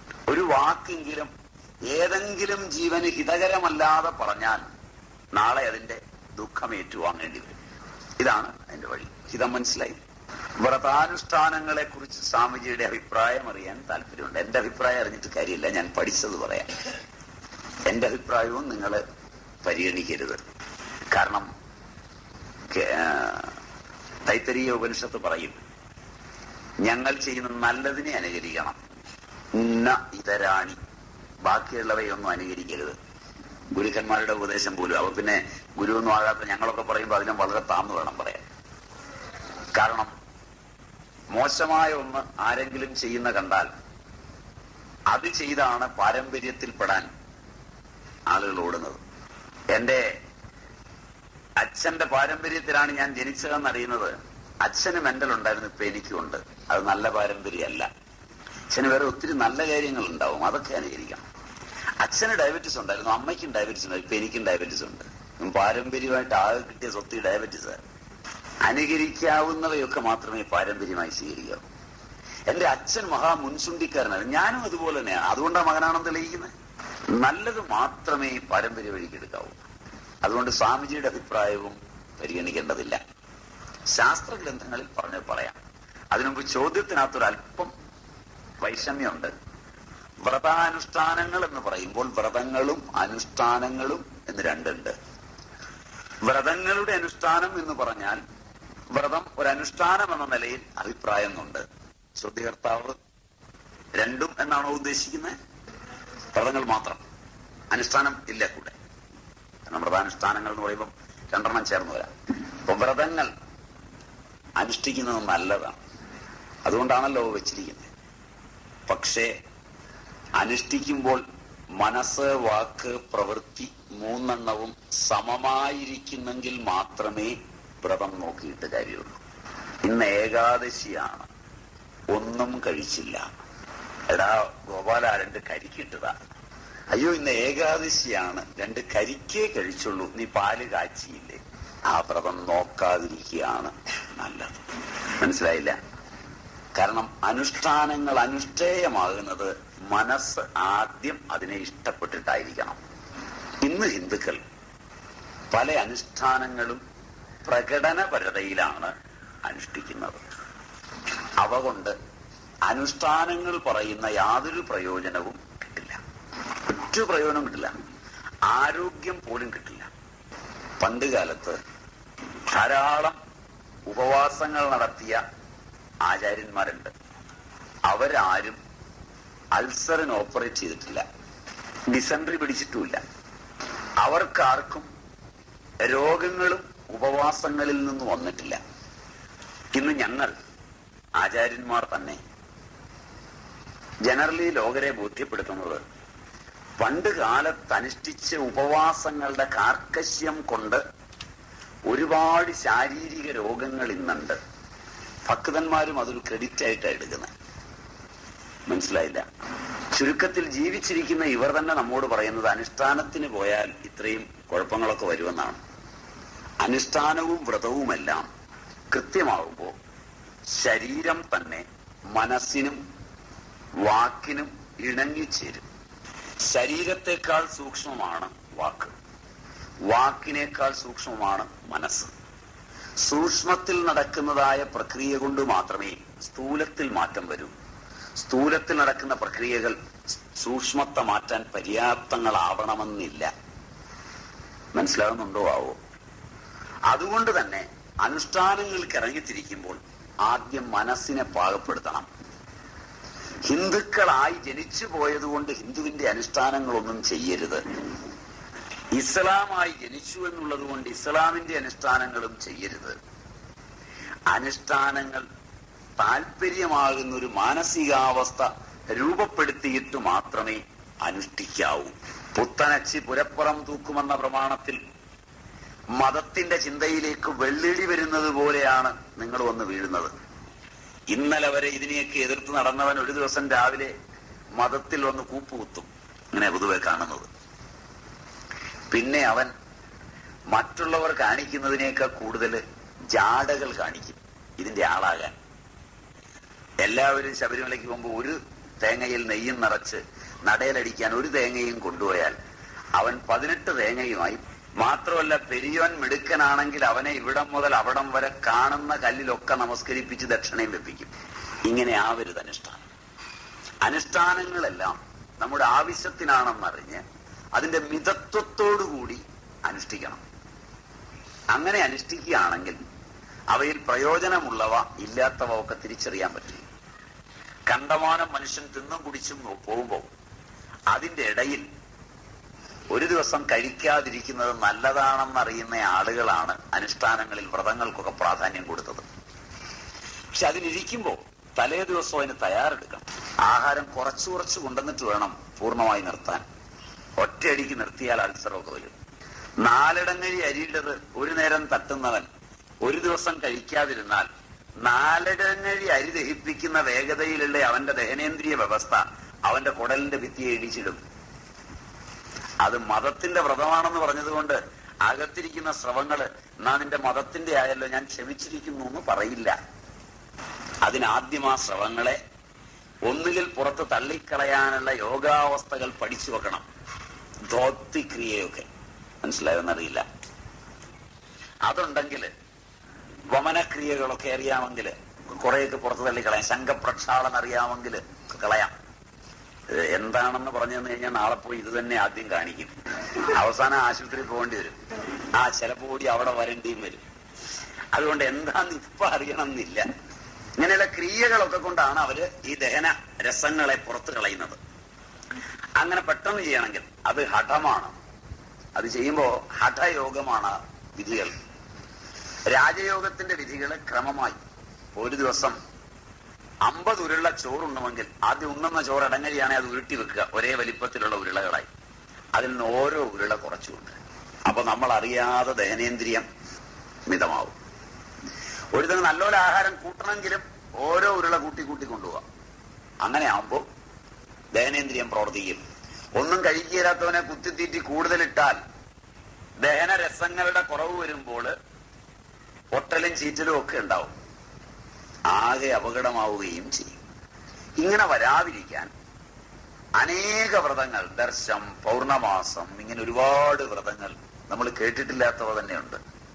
ഒരു ചന്ദ്രോദയം മുതൽ അടുത്ത ചന്ദ്രോദയം വരെ വരുന്ന 27 ദിവസങ്ങളിൽ അനുഷ്ഠിക്കുന്ന ചന്ദ്രായന വ്രതങ്ങളുണ്ട്. അപ്പൊ അവയിലൊക്കെ ഈ നിയമമുണ്ട്. അതൊന്നും ഇപ്പം ആരും അനുഷ്ഠിച്ച് കാണുന്നില്ല എന്ന് തോന്നുന്നു. ഇപ്പോൾ ഉള്ളത് സോമവാര വ്രതം, ശിവരാത്രി വ്രതം, ഏകാദശി വ്രതം. ഇതൊക്കെ അനുഷ്ഠിക്കുമ്പോൾ വളരെ ശ്രദ്ധിക്കണം. 40 പൊറോട്ടയും 2 കിലോ പോട്ടിയും അടിക്കുന്ന ഒരുതൻ ശിവരാത്രിക്ക് വ്രതം ഇരുന്നാൽ അങ്ങനെ കുളവും. പിന്നെ അങ്ങനെ ഇരിക്കുകയല്ല, കട്ട് തിന്നും. അന്നേരം ഒന്നും പോയി വ്രതം ഇരിക്കരുത്. വ്രതത്തിന് ശരീരത്തെ പാകപ്പെടുത്തണമെങ്കിൽ ആദ്യം മാംസാഹാരികൾ അതിൽ നിന്ന് സസ്യാഹാരത്തിലേക്ക് തിരിയണം. കൂടുതൽ കർക്കശമായ വ്രതങ്ങൾക്ക് തയ്യാറെടുക്കണമെങ്കിൽ സസ്യാഹാരത്തിൽ നിന്ന് ഫലാഹാരത്തിലേക്ക് തിരിയണം. ഫലാഹാരം എന്ന് പറഞ്ഞാൽ പലഹാരമല്ല. അങ്ങനെ ഒരു ചൊല്ലുണ്ട്. വ്രതം അതുകൊണ്ട് പലഹാരമേ കഴിക്കുള്ളൂ. പലഹാരം എന്താ? നാഴികരിയുടെ ചോറുണ്ണുമായിരുന്നത് ഇടങ്ങരിയുടെ പുട്ട് കഴിക്കും. ഒരു വ്യത്യാസമില്ല. അപ്പൊ അതുകൊണ്ട് ശിംബിധാന്യം, അതുപോലെ തന്നെ ധാന്യങ്ങൾ, അങ്ങനെ പല വകുപ്പുണ്ട്. ആ ധാന്യങ്ങളൊക്കെ തോലുള്ളത്, തോലില്ലാത്തത്, തോല് തിന്നാവുന്നത്, തോല് തിന്നാൻ മേലാത്തത് ഒക്കെ ആയിട്ട് കുറെ ഉണ്ട്. അവയൊക്കെ കഴിക്കുന്ന അവസ്ഥയിൽ നിന്ന് അവയില്ലാതെ നിൽക്കാവുന്ന അവസ്ഥ, ഇങ്ങനെയൊക്കെ പല അവസ്ഥയുണ്ട്. അതതിന്റെ ക്രമമായി വേണം നോക്കാൻ. അല്ലെങ്കിൽ വ്രതങ്ങൾ തന്നെ കാലനായിത്തീരും. ഏതും നല്ലതിനാണ് പണ്ടുള്ളവർ പറഞ്ഞത്. അതെല്ലാം തന്നെ വിപരീതമായി ഉപയോഗിക്കാം. അതിനിടയാകാതിരിക്കണമെങ്കിൽ, ക്ഷീണിക്കാതിരിക്കണമെങ്കിൽ. അത് നിങ്ങളെ നോക്കിയറിയാം. ശിവരാത്രിക്ക് വ്രതം എടുക്കുന്നവരെ ഇപ്പൊ നിങ്ങളുടെ ഇടയിൽ നിന്ന് പിടിച്ചെടുക്കാൻ ഒരു പ്രയാസമില്ല. ശബ്ദമൊക്കെ താന്നു തുടങ്ങിയിട്ടുണ്ടാവും. മറ്റത് വ്രതം എടുക്കുമ്പോ ഉശിര് കൂടും. നാളെ നേരം വിളിച്ചായി ഇനി ഇതിന്റെ പകരം ഇന്നത്തെയും കൂടെ കിലോ അടിച്ചാൽ മാത്രമേ വർത്തമാനം പറയാനാകുള്ളൂ. മറ്റതങ്ങനല്ല. മറ്റത് വ്രതം എടുക്കുമ്പോഴാണ് ഇവന്റെ ഉശിര് കൂടുന്നത്. അതാണ് ശരിയായ വ്രതം. മനസ്സിലായോന്നറിയില്ല. അങ്ങനെ ആവുമ്പോഴേ വ്രതങ്ങൾ എടുക്കാവൂ. ഇത് കുറച്ച് കറക്റ്റായിട്ട് കൊണ്ടുപോകുന്നുണ്ടെന്ന് തോന്നുന്നു ഈ മുസ്ലിങ്ങള്. ഇത് കുറച്ച് കറക്റ്റായിട്ട് കൊണ്ടുപോകുന്നുണ്ട്. അതിൽ കുറെ പേര് വിവരമുള്ളവര്. വിവരമില്ലാത്തവര് നിങ്ങൾ കടുക് കുറത്താൽ പോലും വിഷമത്തിലാവും. നല്ലത്, നിങ്ങൾക്ക് നല്ലത് ആ സമയത്ത് കടുക് കുറക്കാതിരിക്കുകയാണ്. കാരണം നിങ്ങൾ കടുക് ഉറക്കുമ്പോ അവന്റെ മൂക്കിൽ ആ മണം എത്തിയിട്ടുണ്ടെങ്കിൽ നിങ്ങളുടെ ഭക്ഷണം അവൻ കഴിച്ചു കഴിഞ്ഞു. ഒന്നും കഴിക്കാതിരുന്ന് കഴിക്കുന്നതായതുകൊണ്ട് പിന്നെ നിങ്ങൾ കഴിക്കുന്നത് കുടലിനെ ചീത്തയാകും. മനസ്സിലായില്ല പറഞ്ഞത്? ഹോട്ടലിൽ നിന്നൊക്കെ ഭക്ഷണം കഴിക്കുമ്പോൾ കുഴപ്പമുണ്ട്. പോകുന്നവരെല്ലാം കഴിച്ച ഭക്ഷണം നമ്മൾ കഴിക്കുന്നത്. ആഹാരം മനസ്സുകൊണ്ട് കഴിക്കും, ഇന്ദ്രിയങ്ങൾ കൊണ്ട് കഴിക്കും, അവസാനം ആഹാരം സ്ഥൂലമായി കഴിക്കും. അതില് മനസ്സുകൊണ്ടും ഇന്ദ്രിയങ്ങൾ കൊണ്ടുമൊക്കെ ആളുകൾ കഴിച്ചു കഴിഞ്ഞ ഭക്ഷണം പിന്നെ കഴിച്ചാൽ രോഗം ഉണ്ടാവും. മനസ്സിലായില്ല? ഒരലമാരയ്ക്കകത്ത് നല്ല ഉഴുന്നോടെ വെച്ചിരിക്കുകയാണെങ്കിൽ എന്റെ വാതൊക്കെ കൂടെ പോകുന്ന പാവപ്പെട്ടവനും കൊച്ചുകുഞ്ഞുങ്ങളും ഒക്കെ ഉഴുന്നോടെ നോക്കിയിട്ട് ഒരു കരിപ്പപ്പ കഴിച്ചു കഴിഞ്ഞു. ഇനി ആ ഉഴുന്നോടെ തിന്നുന്നവൻ നേരെ ആശുപത്രിയില്ല. ഇതാണ് മനസ്സ്. നിങ്ങൾക്ക് മുമ്പേ പോയവൻ കഴിച്ചതിന്റെ ഉച്ഛിഷ്ടമാണത്. ഇതാണ് പഴയ ആളുകൾ ഭക്ഷണം തുറന്നു വെക്കരുത്, ഭക്ഷണപാത്രം മുഴുവനും കൂടി ഡൈനിങ് ടേബിളിൽ കൊണ്ടുവച്ച് കൊടുക്കരുത്, ചെറിയ പാത്രത്തിൽ അകത്തുനിന്ന് കുറേശ്ശെ എടുത്തു കൊണ്ടുവന്നേ വിളമ്പാവൂ എന്നൊക്കെ പഴയ അമ്മമാര് പറയുന്നതിന്റെ രഹസ്യം ഇതാണ്. വലിയൊരു പാത്രത്തിൽ അവിടെ കൊണ്ടുവച്ചാൽ എനിക്ക് വളരെ ഇഷ്ടപ്പെട്ടതാണ് പുട്ടും കടലയും എങ്കിൽ ആ പാത്രത്തിലെ പുട്ടും കടലയും മുഴുവൻ ഞാൻ തിന്നും. പക്ഷെ തിന്നാവുന്നത് കുറച്ചേ ഉള്ളൂ. അപ്പൊ കുറച്ച് ഞാൻ വിളമ്പിയും തിന്നും, കുറെ ആ പാത്രത്തോടെയും തിന്നും. ഞാൻ തിന്നു കഴിഞ്ഞുള്ളതാ ബാക്കിയുള്ളവൻ തിന്നുന്നത്. അതാണ് ഈ നല്ല സാധനം വിളമ്പുമ്പോൾ നമ്മുടെ പാത്രത്തിലല്ല പലപ്പോഴും നമ്മൾ നോക്കുന്നത്. മനസ്സിലായില്ലേ? അതോടുകൂടി നമ്മൾ നോക്കുന്ന പാത്രത്തിലെ കഴിക്കുന്നവൻ പോക്കായി. അവിടെ ഇരുന്ന് കഴിച്ചതേ ഉള്ളൂ ഗ്യാസ്, ഛർദിക്കാൻ തകട്ടി വരിക എന്നൊക്കെ പറയില്ലേ? കേട്ടില്ല? അതൊക്കെ ഈ കുഴപ്പം കൊണ്ടുവരുന്ന മനസ്സും ഭക്ഷണവുമായുള്ള ഈ ബന്ധം ഭാരതീയർ ആഹാരത്തിന്റെ ആശ്രയദോഷം എന്ന ഭാഗത്ത് വളരെ ഗംഭീരമായി പഠിച്ചിട്ടുണ്ട്. ഇത് വളരെ നിർണായകമായി പഠിക്കേണ്ടതാണ് ഈ മനസ്സിന്റെ കളി. അതുപോലെ ആഹാരത്തിൽ അമിത താല്പര്യം വരുന്ന ആളുകൾ പാചകം ചെയ്തിട്ട് കഴിച്ചാൽ നമ്മൾ കുളമാവും. അവർ ഓരോ ഇളക്കിലും വെള്ളമിറക്കും. അതുകൊണ്ടാണ് ഏറ്റവും നല്ല ഭക്ഷണം അമ്മ പാചകം ചെയ്യുന്നതാണ്. അമ്മ കഴിക്കുന്നതിലല്ല, കഴിപ്പിക്കുന്നതിലാണ് താല്പര്യം ഉണ്ടാവുക. അമ്മ ഉണ്ടാക്കുന്നതും അമ്മ വിളമ്പിക്കൊടുക്കുന്നതുമാണ് ആഹാരത്തിൽ സർവശ്രേഷ്ഠം. അടുക്കളയ്ക്ക് രസവതി എന്നും അടുക്കളയിൽ പാചകം ചെയ്യുന്നവളെ രസാധ്യക്ഷയെന്നും ഒക്കെ പേരിട്ട് വിളിച്ചത് കൊണ്ടാണ്. മാത്രവുമല്ല, ആഹാരത്തെ പറ്റി ഒരു ഭിഷഗ്വരൻ അറിയുന്നതിനേക്കാൾ കൂടുതൽ പാചകം ചെയ്യുന്നയാൾ അറിഞ്ഞിരിക്കണമെന്ന് ആയുർവേദം അനുശാസിക്കുന്നുമുണ്ട്. അടുക്കളയിൽ പാചകം ചെയ്യുന്നയാള് നല്ലപോലെ ശ്രദ്ധിക്കുന്ന ആളാണെങ്കിൽ ആ വീട്ടിൽ ആരോഗ്യം ഉണ്ടാവും. ശ്രദ്ധിക്കാത്ത ആളാണെങ്കിൽ രോഗം വിട്ടുമാറില്ല. അടുക്കള ഭിഷഗ്വരന്റെ കയ്യിലായിരിക്കണം, അഥവാ അടുക്കളക്കാരി ഭിഷഗ്വരയായിരിക്കണം. പഴയ നിയമം ഇതാണ്. ഇതൊക്കെ പണ്ടത്തെ കഥയാണ് ഈ പറയുന്നത്. ആ നിലയിലുള്ള അനുഷ്ഠാനങ്ങൾ, വ്രതങ്ങൾ അത്യന്താപേക്ഷിതങ്ങളാണ്. അത് അതിനേക്കാൾ അപകടം, യാതൊരു സംശയവും വിചാരിക്കേണ്ട. കാരണം ഇതാ കിട്ടിപ്പോയത്. മുമ്പിൽ കിട്ടിയ സാധനം എങ്ങനെയും ഇങ്ങനെ കിട്ടിപ്പോയാൽ നല്ലതാണെന്ന് വിചാരിച്ച് മാത്രമേ കഴിക്കാവൂ. വിഷമായാലും അങ്ങനെ പറ്റുന്ന മഹാരോഗം. നല്ലത് മോശമാണെന്ന് അറിഞ്ഞാൽ കഴിക്കാതിരിക്കുക. അത് ഒഴിവാക്കുക. മോശമാണെന്ന് അറിഞ്ഞില്ലെങ്കിൽ മറ്റൊരാൾ മോശമാണെന്ന് പറയുന്നത് കേൾക്കാതെ അത് വേഗം കഴിക്കുക. ചില സാഹചര്യങ്ങളിൽ കടയിൽ നിന്ന് വാങ്ങിച്ച് കഴിക്കേണ്ടി വരും, ഞങ്ങൾക്ക് പോലും വരും. അതെ, അന്നേരം ഒരു കാര്യം ചെയ്യുക, അവിടെ പോയിരുന്ന് അതും ഇതുമൊക്കെ നോക്കാതിരിക്കുക. ആദ്യമായിട്ട് ഹോട്ടലിൽ ചെല്ലുമ്പോഴേ മൂത്രം ഒഴിക്കണമെന്ന് പറയാതിരിക്കുക, പുറത്തുനിന്ന് ഒഴിച്ചിട്ട് പോവുക. മൂത്രം ഒഴിക്കണമെന്ന് ഹോട്ടലിൽ ചെന്ന് പറയുമ്പോൾ അവര് അടുക്കളയിൽ കൂടെ കിടന്ന് അപ്പുറത്തൊരു മൂത്രം ഒഴിക്കാൻ സൗകര്യം ഉണ്ടെന്ന് പറയും. അടുക്കളയിൽ കൂടെ കിടക്കുമ്പോൾ അവിടെ ഒരുത്തൻ ചൊറിഞ്ഞോണ്ട് ഒഴുക്കിക്കൊണ്ടിരിക്കുകയാണ്, മറ്റൊരുത്തന്റെ മൂക്ക് ഒലിക്കുമ്പോൾ വലിച്ചു കയറ്റിക്കൊണ്ട് ഇളകിക്കൊണ്ടിരിക്കുക ആവി കാരണം. അതിനപ്പുറത്ത് വേറൊരുത്തൻ അവന്റെ ദേഹത്തെ വേർപ്പ് മുഴുവൻ ചിരകുന്ന തേങ്ങയിലേക്ക് വീണുകൊണ്ടിരിക്കുക. അതിനിടയിൽ ആ നിലത്തും ഒക്കെ ആകെ വൃത്തികേടായി കിടക്കുന്നത് വാരിയിടുക. ഇത് കണ്ടു കഴിഞ്ഞാലാണ് കുഴപ്പം. അതുകൊണ്ട് ഹോട്ടലിൽ പോയി കഴിക്കുമ്പോൾ ഇത്തരം രംഗങ്ങൾ ഒരുക്കുന്ന സ്ഥലങ്ങളൊന്നും, പ്രത്യേകിച്ച് സൂപ്പർ ഹോട്ടലുകളിലെ ഒരുക്കുന്ന സ്ഥലങ്ങളും ഭക്ഷണം വെച്ചിരിക്കുന്ന സ്ഥലവും ഒന്നും കാണാതിരിക്കുക. അല്ലെങ്കിൽ മുമ്പിൽ വെച്ച് ഉണ്ടാക്കി തരുന്ന പെട്ടിക്കടയിൽ നിന്ന് മാത്രം കഴിക്കുക. പറഞ്ഞ മനസ്സിലായി? വീട്ടിലുണ്ടാക്കിയത് ശരിയാകുന്നില്ലെങ്കിൽ സൗമ്യമായി വീട്ടുകാരെ പഠിപ്പിച്ചെടുക്കുക. സൗമ്യമായി. അതിന് 3 ദിശയുണ്ട്. ഒന്ന്, ആഹാരം പാചകം ചെയ്തു തരുന്നയാൾ, ആഹാരം പാചകം ചെയ്ത് നിങ്ങൾക്ക് തരുന്നയാൾ ഭാര്യയാണെങ്കിൽ വിവാഹം കഴിഞ്ഞ് സാരി എടുക്കാൻ പോയിട്ടുണ്ടോന്ന് ഓർത്ത് നോക്കുക. പോയപ്പോൾ അവള് തെരഞ്ഞെടുത്ത സാരി പച്ച നിറത്തിലായിരുന്നപ്പോൾ നിങ്ങള് പച്ച മാറ്റി ചന്ദനക്കളർ മതി എന്ന് പറഞ്ഞ് അടിച്ചേൽപ്പിച്ചിരുന്നോ എന്ന് നോക്കുക. ഇങ്ങനെ അവളുടെ സ്വപ്നങ്ങളിൽ എത്ര എണ്ണം നിങ്ങൾ തകർത്തു എന്ന് നോക്കിയിട്ട് നിങ്ങളുടെ ആ കാസറ്റ് ഒന്ന് പുറകോട്ടോടിച്ച് ആ സ്വപ്നങ്ങളെ ആദ്യം ശരിയാക്കുക. അത് കഴിഞ്ഞാൽ അവളുടെ സ്വപ്നങ്ങളിൽ പഠനം, പാഠനം, ഭാര്യാഭർത്തൃ ബന്ധം, പിതൃപുത്ര ബന്ധം, മാതൃപുത്ര ബന്ധം, ഗുരുശിഷ്യ ബന്ധം, ഇവയെല്ലാം ജാഗ്രത്തിലല്ല, സ്വപ്നത്തിലാണ്. ജാഗ്രത്തിൽ പഠിക്കുന്നതൊക്കെ മറന്നുപോകും, സ്വപ്നത്തിൽ പഠിക്കുന്നതൊന്നും മറന്നുപോകില്ല. നമ്മളുടെ ആധുനിക വിദ്യാഭ്യാസ സമ്പ്രദായത്തിൽ പഠനം ജാഗ്രത്തിലാണ്, മറക്കാനാ പഠിക്കുന്നത്.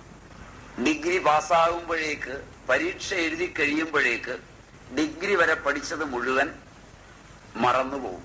മറന്നു എന്നുള്ളതിന് തെളിവ് BSc B.Ed കഴിഞ്ഞ അധ്യാപകൻ അയാൾ പഠിപ്പിക്കുന്ന വിഷയത്തിന് അയാളിട്ട ചോദ്യമോ അയാളുടെ പോലുള്ള ഒരു അധ്യാപകനിട്ട ചോദ്യമോ വിദ്യാർത്ഥികൾക്ക് പരീക്ഷ എഴുതാനുള്ളത് അയാളും വിദ്യാർത്ഥിയും കൂടെ ഒന്നിച്ചിരുന്ന് എഴുതിയാൽ അയാൾ ജയിക്കില്ല. നമ്മളുടെ വിദ്യാഭ്യാസ സമ്പ്രദായത്തിൽ അധ്യാപകനും വിദ്യാർത്ഥിയും ഒന്നിച്ച് പരീക്ഷ എഴുതുന്ന ഒരു സമ്പ്രദായം ഉണ്ടാവുകയും ആ പരീക്ഷയിൽ ജയിക്കുന്നവന് മാത്രമേ ഇൻക്രിമെന്റും ബോണസും പ്രൗഢം ഫണ്ടും ഗ്രാറ്റുവിറ്റിയും ശമ്പളവും നാളെ മുതൽ ഉണ്ടായിരിക്കുകയുള്ളൂ എന്നും, ഇല്ലെങ്കിൽ ഇവൻ തെങ്ങ് കയറാൻ പോകണമെന്നും ഒരു നിയമമുണ്ടാക്കിയാൽ തെങ്ങുകയറ്റ തൊഴിലാളിക്ക് പഞ്ഞുണ്ടാവില്ല. അധ്യാപകന് പരീക്ഷ നോക്കണമെങ്കിൽ കീ വേണം. 15 പേപ്പർ നോക്കിക്കഴിഞ്ഞ് 16ാമത്തെ പേപ്പർ നോക്കുമ്പോഴും ഇടയ്ക്ക് കീയിലൊന്ന് നോക്കണം. എന്ന് പറഞ്ഞാല് കുട്ടികൾ പരീക്ഷ എഴുതിയതിന്റെ ചോദ്യത്തിന്റെ എല്ലാം ഉത്തരം ഗവൺമെന്റ് അവിടുന്ന് അടിച്ച് അധ്യാപകന്റെ കൊടുക്കും, സെൻട്രൽ വാല്യുവേഷനിലും അല്ലാത്ത വാല്യുവേഷനിലും ഒക്കെ. അതേ നോക്കി വേണം നോക്കാൻ, ഇല്ലെങ്കിൽ ഓർമ്മ ഉണ്ടാവില്ല. നിങ്ങളോർത്തെ അധ്യാപകരെല്ലാം പഠിച്ചു വെച്ചിട്ട് നോക്കുന്നു അങ്ങനെയാണോ ധരിച്ചിരിക്കുന്നത്? കാരണം എന്ന് വെച്ചാല് ഒന്നാമത്തെ കാര്യം വെച്ചാല് ഇടക്കാലത്തൊക്കെ പിള്ളേർക്ക് എങ്ങനെ മാർക്കിട്ട് കൊടുക്കായിരുന്നു. ഇപ്പൊ രക്ഷകർത്താവ് കത്തിയുമായി അവിടെ എത്തും. ഹൈക്കോടതി, സുപ്രീം കോടതിയൊക്കെ അപ്പുറമായി കത്തി. സുപ്രീം കോടതിയൊക്കെ സഹിക്കാൻ തലപോവില്ല. മനസ്സിലായില്ലേ? സ്ഥലത്തെ രാഷ്ട്രീയ നേതാവും ഉണ്ടാവും, രക്ഷകർത്താവും ഉണ്ടാവും. ഞാൻ പുറത്തിറങ്ങാൻ ചിലപ്പോൾ പറ്റില്ല.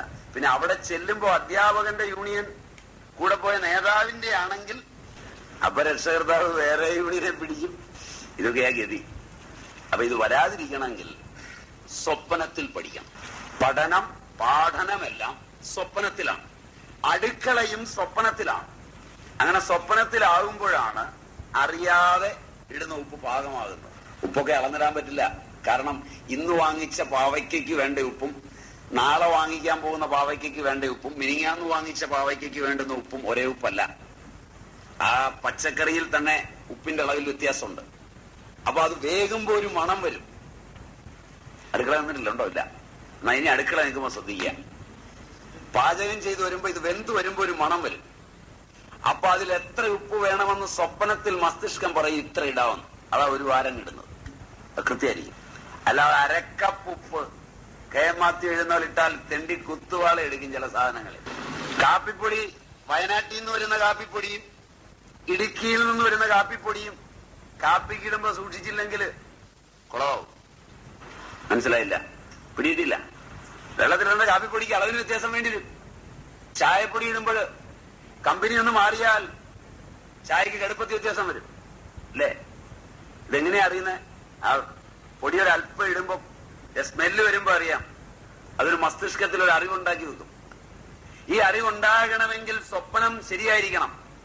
ഇപ്പൊ അടുക്കള നിൽക്കുമ്പോ അവിയലൊക്കെ ഉണ്ടാക്കുമ്പോ നല്ല രീതിയിൽ ചോദ്യം എവിടെ നിന്നല്ലേ വന്നേ?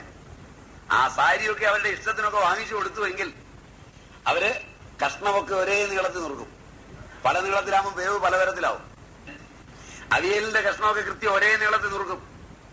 എന്നിട്ട് നല്ല മഞ്ഞളും മുളകും കൂടി അരച്ച് അത് നല്ലപോലെ പുരട്ടും. നല്ല വെളിച്ചെണ്ണയിൽ കുഴയ്ക്കും.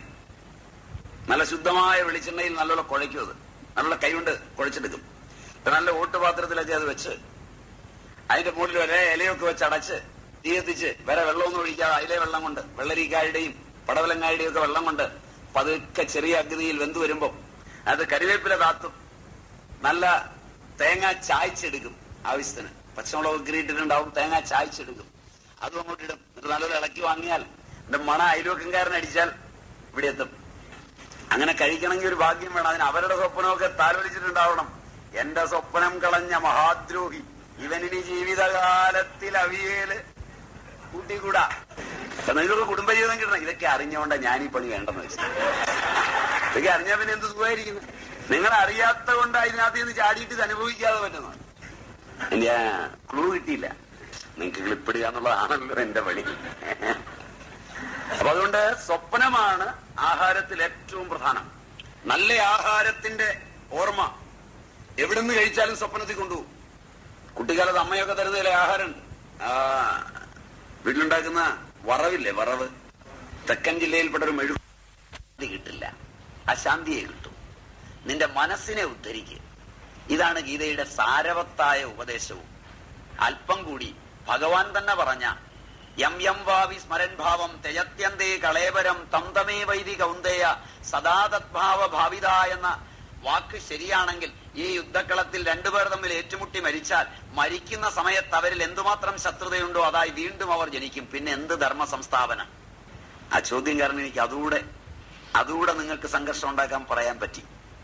അതുകൊണ്ട് വളരെ ഗംഭീരമായ ധർമ്മ സംസ്ഥാപനയ്ക്ക് എത്തിയത് ഗുരുവായാണ്. ആ ഗൗരവത്തിലൂടെ മാത്രമേ ധർമ്മ സംസ്ഥാപന സാധ്യമാവൂ. എല്ലാ ചോദ്യത്തിനും ഉത്തരം ഉൾപ്പെട്ടു എന്ന് തോന്നുന്നു.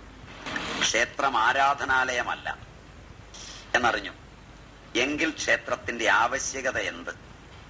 നല്ല ചോദ്യമാണ്. ക്ഷേത്രം, ഞാൻ 4-5 ദിശകളിൽ ക്ഷേത്രത്തെ ഭണ്ഡാകാരമായിരുന്നു എന്നാണ് മുഖ്യമായി പറഞ്ഞത് അല്ലേ? 2, ക്ഷേത്രം വിദ്യയുടെ സങ്കേതവുമായിരുന്നു, കലയുടെ സങ്കേതവുമായിരുന്നു, എല്ലാമായിരുന്നു എന്ന നിലയിൽ ആ അവസ്ഥയിലേക്ക് ക്ഷേത്രത്തെ ഉയർത്തിയെടുക്കുകയാണ് ആവശ്യം.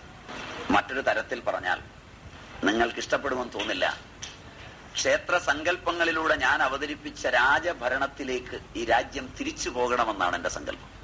ജനാധിപത്യത്തെക്കാൾ വലിയ തട്ടിപ്പില്ലെന്നാണ് എന്റെ വിശ്വാസം. ഒരു രാജാവിനെ ദീർഘകാലം ചുമക്കുമ്പോൾ രാജ്യത്തിന് പ്ലാൻ ഉണ്ടാവും, പദ്ധതികൾ ഉണ്ടാവും. 5 കൊല്ലത്തിന് ഒരിക്കലെങ്കിലും, അതിന് മുമ്പേ മാറുമെന്നാണ് എനിക്ക് തോന്നുന്നത്, മാറുന്ന രാജാക്കന്മാരെ എല്ലാം ചുമക്കുമ്പോൾ അവരുടെ തുണി നനച്ച് ജനങ്ങൾ വിഷമിക്കും. നാറുന്ന വിശുപ്പ് നമ്മൾ ഏൽക്കുകയും വേണം. ഞാൻ ആഗ്രഹിക്കുന്നത് ജനാധിപത്യത്തിന്റെ ഒരു അന്ത്യമാണ്. പച്ചയ്ക്ക് പറയാൻ മടിയില്ല, പേടിയുമില്ല. കാരണം എന്നെ സംബന്ധിച്ചിടത്തോളം ഞാൻ കണ്ട ഏറ്റവും നികൃഷ്ടന്മാരായ രാജാക്കന്മാരെക്കാൾ നികൃഷ്ടന്മാരാണ് ഭൂരിപക്ഷം വിവരമില്ലാത്ത ജനം തെരഞ്ഞെടുത്തുവിടുന്ന വിവരമില്ലാത്ത ജനാധിപത്യത്തിന്റെ ഭരണാധികാരികൾ. ജനങ്ങൾക്കെല്ലാം വിവരമുണ്ടാവുക എന്നത് അസാധ്യമായിരിക്കുന്നിടത്തോളം കാലം ജനാധിപത്യം എന്ന പരീക്ഷണം ഏറ്റവും വലിയ ജനങ്ങളുടെ മേലുള്ള പരീക്ഷണമാണ്. ജനങ്ങൾക്കെല്ലാം വിവരമുണ്ടാവുകയോ വിവരം വിദ്യയിൽ നിന്ന് വ്യത്യസ്തമാണെന്നറിഞ്ഞ് വിവരമുള്ളവന് മാത്രം വോട്ടവകാശമുണ്ടാവുകയോ ചെയ്യുന്ന ഒരു കാലത്തിലല്ല നമ്മൾ താമസിക്കുന്നത്. ആ നിലയിൽ വിവരം കെട്ടവന്റെ ഭൂരിപക്ഷത്തിന് പ്രാധാന്യമുണ്ടാവുമ്പോൾ വിവരം കെട്ടവർ കൂടുതൽ നിന്നാൽ വിവരം കെട്ട ന്യൂനപക്ഷത്തിന്റെ തെരഞ്ഞെടുക്കുന്നവൻ അധികാരിയായി വരുമെന്നുള്ള ഒരു രാജ്യത്ത്, ഞാൻ പറഞ്ഞ രണ്ടാമത്തെ ഭാഗം മനസ്സിലായോ എന്നറിയില്ല, 50 സ്ഥാനാർത്ഥികൾ മത്സരിക്കുമ്പോൾ ഭൂരിപക്ഷം എന്ന് പറയുന്നത് ഒരു ന്യൂനപക്ഷമാണ്. അങ്ങനെ വരുമ്പോൾ ഭൂരിപക്ഷം എന്ന സങ്കല്പം പോലും തെറ്റാണ്. മാത്രവുമല്ല, ജനങ്ങളെ ബാധിക്കുന്ന പ്രശ്നങ്ങളും ജനജീവിതത്തിന്റെ വർത്തമാന ദശയിലെ ചിന്തകളുമല്ല ഞാൻ അറിഞ്ഞിടത്തോളം സ്വാതന്ത്ര്യം കിട്ടിയ 1-ാം ദിനം മുതൽ ഇന്നുവരെ ഇന്ത്യയുടെ രാഷ്ട്രീയ പാർട്ടികൾ ജനങ്ങളുടെ മുമ്പിൽ വെച്ചത്. ഞാൻ മനസ്സിലാക്കിയിടത്തോളം ലോകത്തിൽ ആദ്യമായി കമ്മ്യൂണിസ്റ്റ് ഭരണം അധികാരത്തിലേറിയത് കേരളത്തില് ജനാധിപത്യ മര്യാദയിലൂടെ ഏറിയത് സാക്ഷാൽ അയ്യപ്പനെ മുമ്പിൽ കൊണ്ടുവന്നാണ്. 57 പ്രസംഗം ഇന്നും ഞാൻ ഓർക്കുന്നു, എന്റെ കാതുകളിൽ ഇന്നും അലയ്ക്കുന്നു. ശബരിമല ക്ഷേത്രത്തിന് തീ വീണ് കഴിഞ്ഞപ്പോൾ അതിലൊരു ഏകാംഗ കമ്മീഷനെ വെച്ചിരുന്നു, കേശവ മേനോൻ കമ്മീഷൻ. നിങ്ങൾക്ക് ഓർമ്മയുണ്ടോന്നറിയില്ല. കേശവ മേനോൻ കമ്മീഷൻ റിപ്പോർട്ട് മേശപ്പുറത്ത് വെക്കാം എന്ന വാഗ്ദാനത്തിലൂടെയാണ് അതിനുമുമ്പുള്ള മിനിസ്ട്രി മാറി 2ാമത്തെ മിനിസ്ട്രി അധികാരത്തിൽ വന്നത്. എന്റെ ഓർമ്മ തെറ്റാണെന്ന് വിചാരിക്കുന്ന പ്രായമുള്ളവർ ആരെങ്കിലും ഉണ്ടെങ്കിൽ പറയണം. ഉടനീളം ആരോ ഒരാൾ പറഞ്ഞു, കൈരളിയിൽ പ്രോഗ്രാം കിട്ടിയത് കൊണ്ടുള്ള പ്രതിബദ്ധതയിലാണ് വിഗ്രഹം ഉടയ്ക്കാൻ ഇറങ്ങിത്തിരിച്ചിരിക്കുന്നത്. പ്രോഗ്രാം ഞാൻ അന്വേഷിച്ച് പിടിച്ചു കിട്ടിയതല്ല. ഞാനും ജനങ്ങളുമായുള്ള ബന്ധമറിയുന്ന കൈരളിയുടെ ആളുകൾ അത് ജനങ്ങൾ അറിയണമെന്ന് ആഗ്രഹിച്ചതുകൊണ്ടുള്ള അവരുടെ നന്മയുടെ ഫലമായി എന്നെ വിളിച്ചതാണ്. അതാര് വിളിച്ചാലും ഞാൻ പോവുകയും ചെയ്യും. നിങ്ങൾ വിളിച്ചപ്പോ വന്നതുപോലെ. അതൊന്നും എന്റെ അഭിപ്രായമൊന്നും ഉപകാരസ്മരണയുടെ പേരിൽ ആരോടും മാറുകയില്ല. തെറ്റാണെന്ന് എന്നോട് പറഞ്ഞു തന്നാൽ ഒറ്റ വാക്കുകൊണ്ട് തന്നെ ഞാൻ സ്വീകരിക്കും. എന്റെ കാതുകൾ എന്റെ നാവിനേക്കാൾ ശക്തങ്ങളാണ്. കാതിന്റെ ശക്തി കൊണ്ടാണ് ഞാൻ സംസാരിക്കുന്നത്, നാവിന്റെ ശക്തി കൊണ്ടല്ല. പറയുന്നതിനേക്കാൾ കേൾക്കാൻ ശീലിച്ചിട്ടുള്ളവനാണ് ഞാൻ. കേട്ടവയിൽ നിന്നാണ് ഞാൻ അറിഞ്ഞത്. ഇനിയും കേൾക്കാൻ ഉത്സുകനുമാണ് ഞാൻ.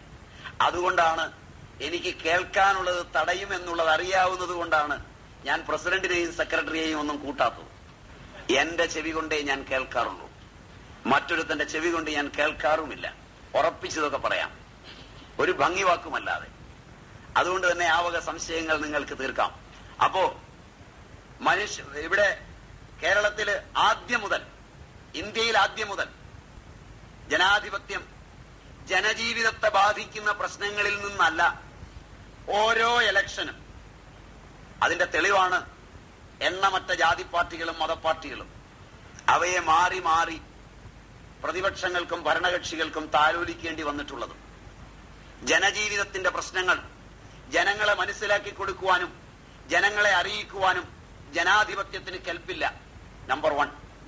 നമ്പർ 2, വീണ്ടും ഉണ്ട് പ്രശ്നം. ബ്രിട്ടീഷുകാരൻ ഒരു ICS എന്നൊരു പ്രസ്ഥാനം ഇവിടെ ഉണ്ടാക്കിയിരുന്നു, ഇന്ത്യൻ സിവിൽ സർവീസ്. അതിന്റെ പേരൊന്നു മാറ്റി ഇന്ത്യൻ അഡ്മിനിസ്ട്രേറ്റീവ് സർവീസ്. എന്റെ ഓർമ്മ ശരിയാണെങ്കിൽ മന്ത്രിമാർ വിദേശത്ത് പോകുമ്പോൾ മന്ത്രിമാരുടെ പേരിൽ വരുന്ന പ്രസ്താവനകൾ പോലും ആ ബുദ്ധിമാന്മാർ പടച്ചുവിടുന്നതാണ്. കഴിഞ്ഞ ദിവസം അങ്ങനെ ഒരു ബുദ്ധിമാനെ പരിചയപ്പെടാനിവിടെ, പേര് പറയുന്നില്ല. അത് പരിചയപ്പെടുത്തിയ ആള് തന്നെ പറഞ്ഞു, പ്രസ്താവനയൊക്കെ മന്ത്രിയുടെ ആണെന്ന് സ്വാമിജിയൊക്കെ വിചാരിക്കുന്നുണ്ടാവും, അതിനുള്ള വിവരമൊന്നും മന്ത്രിക്കില്ല. പ്രസംഗം വരെ എഴുതി കൊടുക്കുന്നതാണ്.